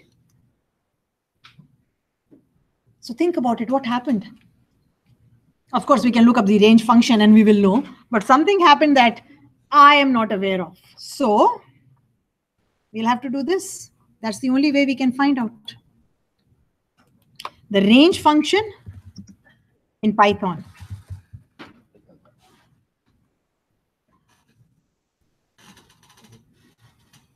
Programmist.com, range function. Again, I'm just looking for something that comes from python.org, like this.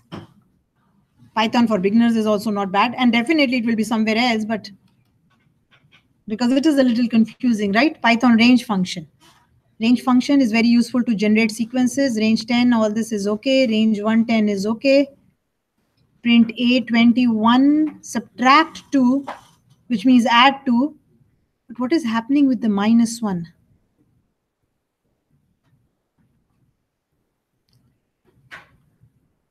The given endpoint is never part of the generated list. That's okay.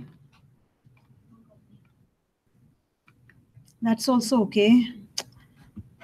Nowhere does it tell me the second part. So this is not giving me the explanation I want. It's doing what we've already done, right? Let's go back. Let's look at something else. That's all you had for me?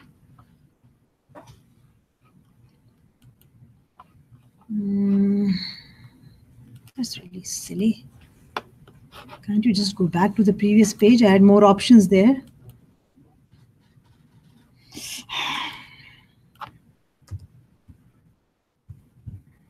That wasn't very helpful. Maybe here, let's see. Because it is a little different. Counting and all that is okay.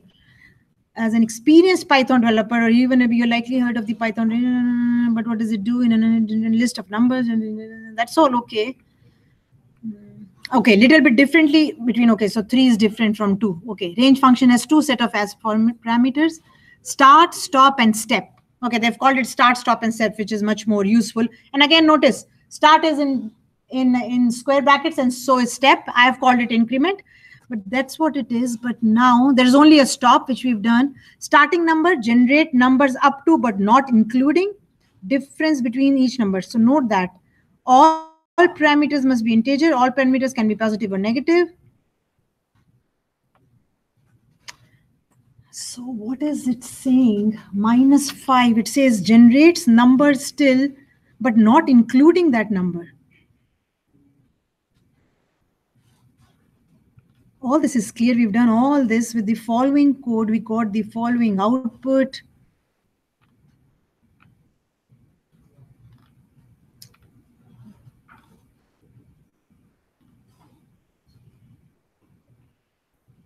They've shown how to do it using a while loop. That's not what my intention is right now.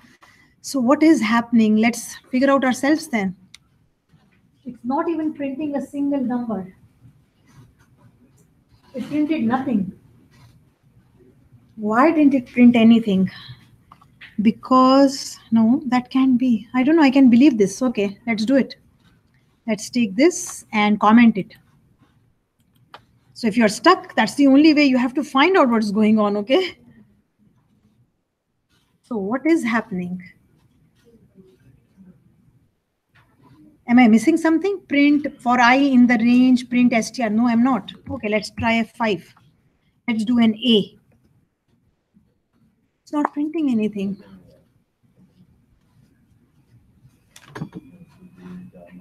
So it's totally confused like me, but what is it doing? It took the -5. Can't be comparing it with 5 because if there is a 0 and a 5, it doesn't say anything. The program is not terminating abnormally, otherwise it would terminate abnormally.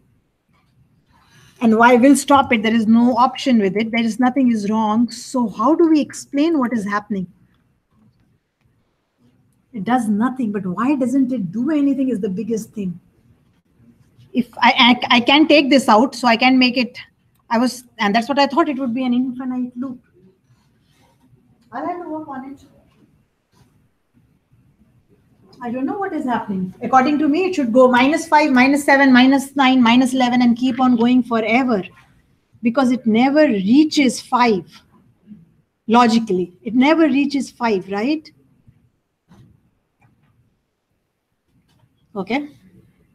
I have to figure it out.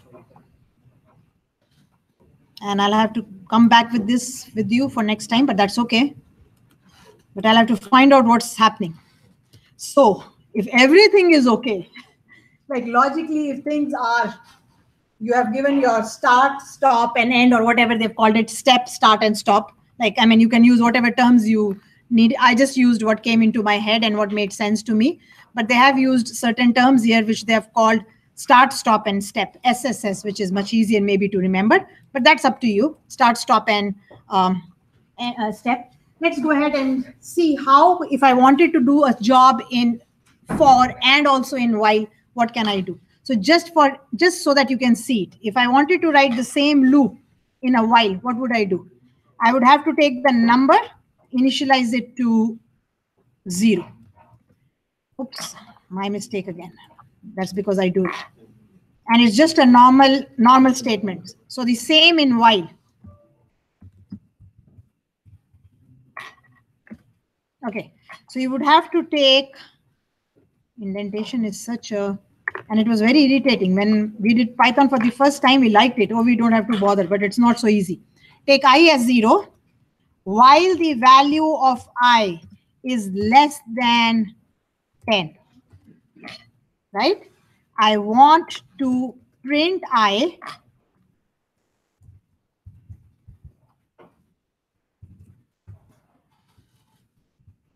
and I want to increment I up by myself. That is its corresponding while statement. So 4 lines of code, and you could do it in 2 lines, right? So definitely while is used when conditions are involved, and a for is used when number of times is involved, right? So you choose what you want to do. Now, what I want you to do right away, or maybe we just have 15 minutes. So you can do the assignment for sure. But I can give it to you, right? And you can start working on it and then maybe at least do something. Okay, so let's do it. So here is your second in-class assignment. The second in-class assignment is,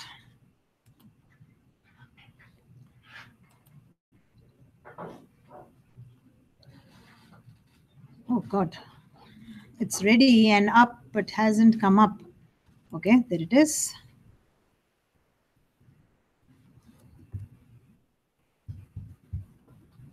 And there it is.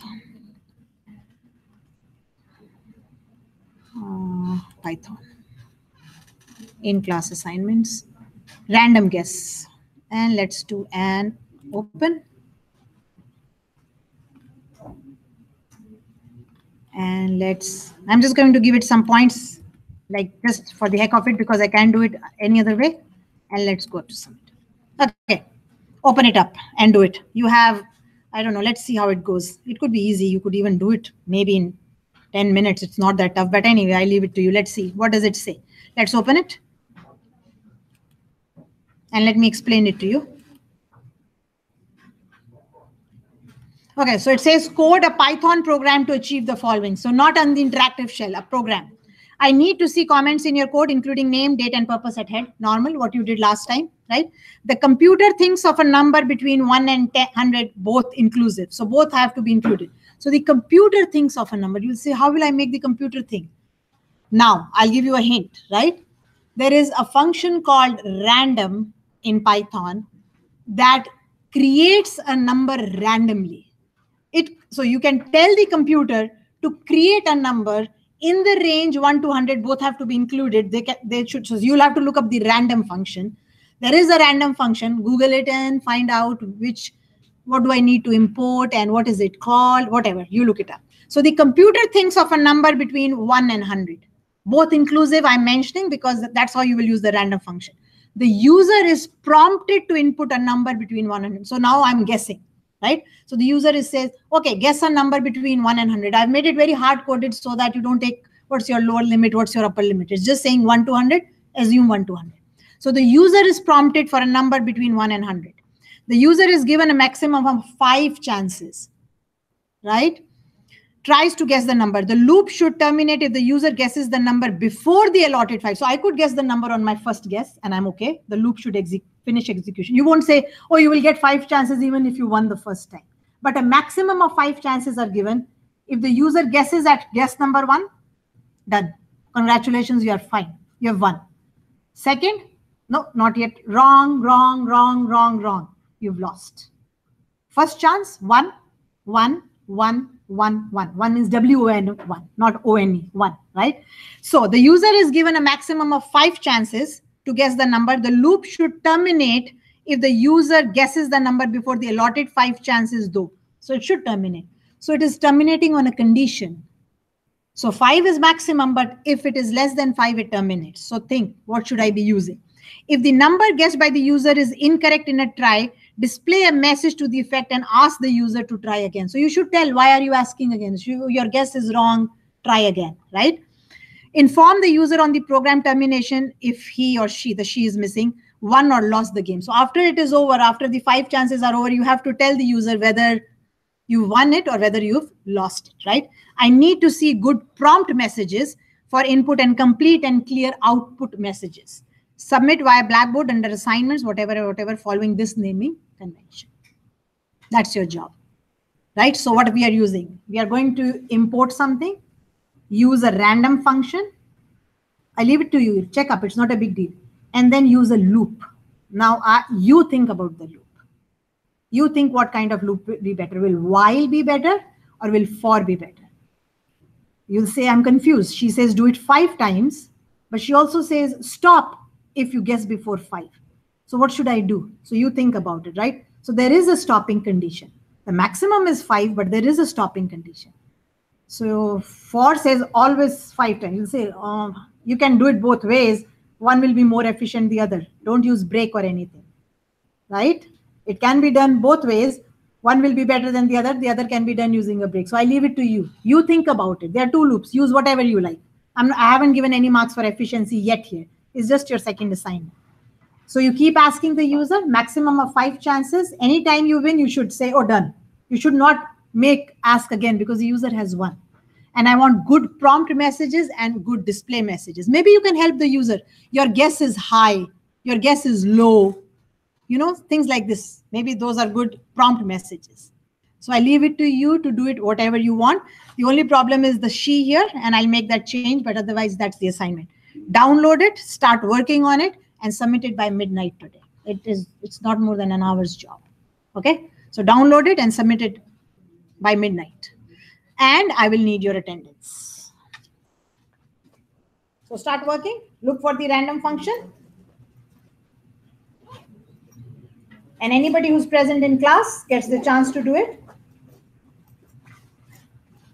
And I must start keeping more papers in my bag because I'll have to ask for somebody again today for a sheet of paper because attendance is kind of important in this class. And thank you for whoever is giving it. I'll pass a pen around. I have 3 pens, but no paper. So start working on it. If you have, and again, thank you so much. So we can start. So for today is May 29th. I see it. Thank you. Okay, so what I'm passing along is an attendance sheet that tells me you were present in class for ICA 2. And that's the same thing will also happen in 1. I took your attendance, if you remember, on a sheet of paper. And when I downloaded, I made a note of people who just submitted whenever, and it really, I'm not accepting it. In-class assignments mean in-class assignments. If we had till 10 to 11 today, you would have been able to complete it. Just because we are short of 20 minutes today, I'm just letting you do it by midnight. Okay? So that's what you will do. And you will work independently. Right, yes. Okay, so wait.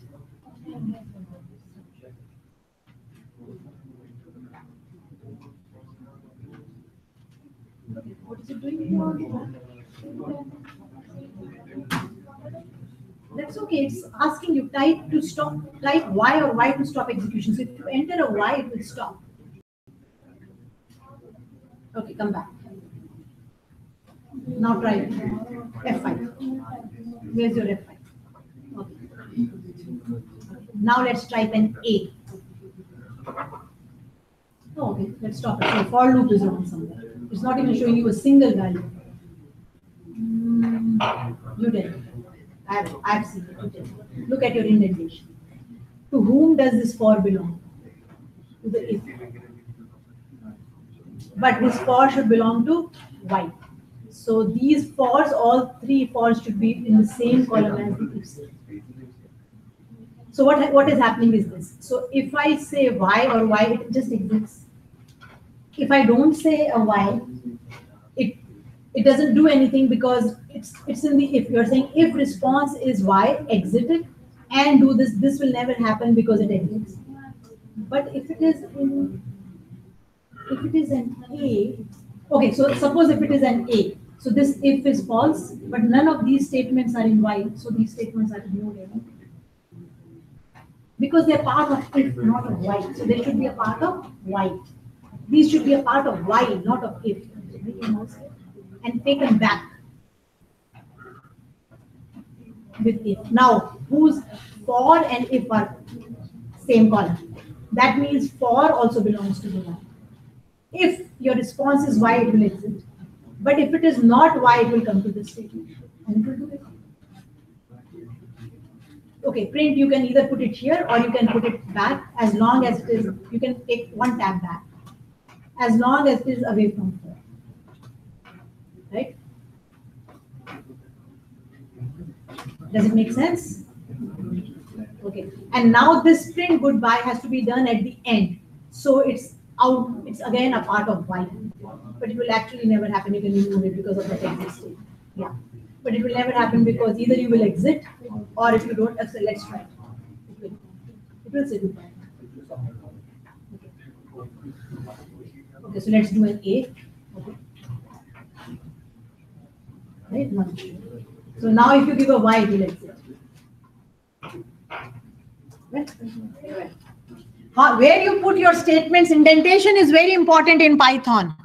And it's very difficult for me even to get my head around it because I haven't done Python for 5 years or maybe more than 5 years now. But indentation, yeah, I haven't worked with Python. I work with Java. I've been working with Java and C# for the last 10 years now. So those rules, I have to think of rules myself, right? I looked at range and they're very different from other languages. So you always have to do 2 and 2 together. But you know what? Once you know a programming language, you know them all. So if you learn it well, you can easily learn Java on your own. No, I shouldn't say that because we are not going to do object-oriented. But you can learn any other language. At least you can understand it. We are doing introductory Python and we are doing it very, very easy way. But once you know it, it's not difficult to learn any other language. Okay, right? So that's your assignment. What I'll do is, just because there is a spelling mistake there, I'll change it. But I'll do that and I'll repost it back on it. So it's due by midnight, okay? You're all in class. Don't leave without putting your attendance. You know that it has to come in by midnight. That's it. Anybody who was present in class.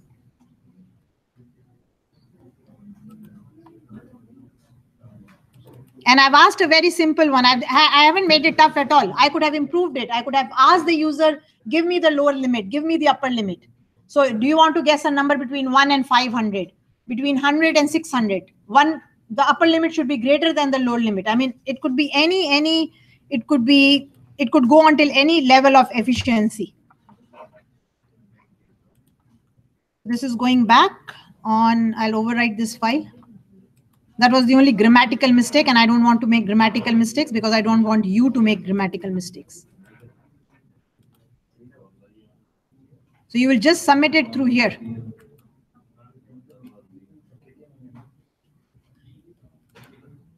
So you can call it a guessing game, but this is a very simple guessing game.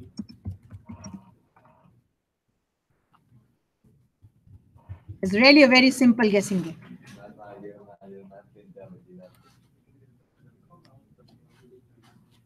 Okay, so you can work if you like, but the fire alarm will go in another 3 minutes and we'll have to leave the building. So be quick with the attendance, please, so that I have it before you leave the building. We have 2 more minutes.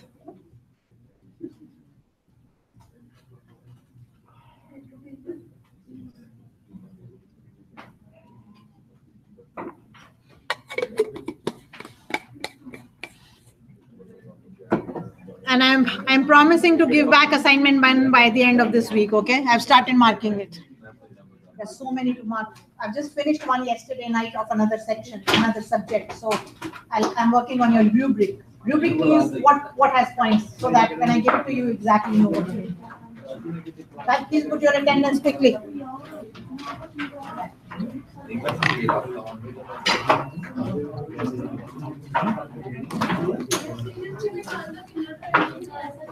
Please see that the attendance sheet and my pen comes back to me. Thank you for this.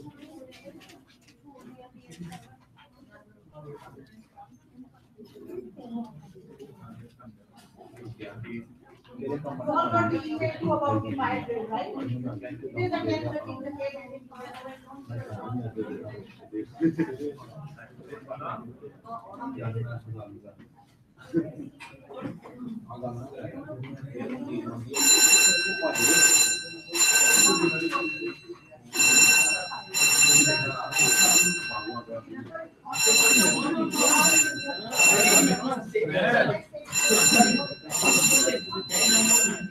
I want the job. Please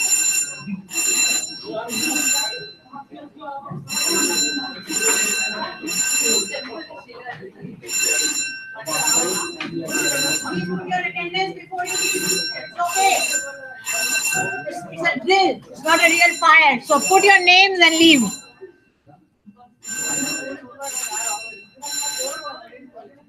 Due by midnight today. Walk independently, guys. I'm warning you. No cheating in my class.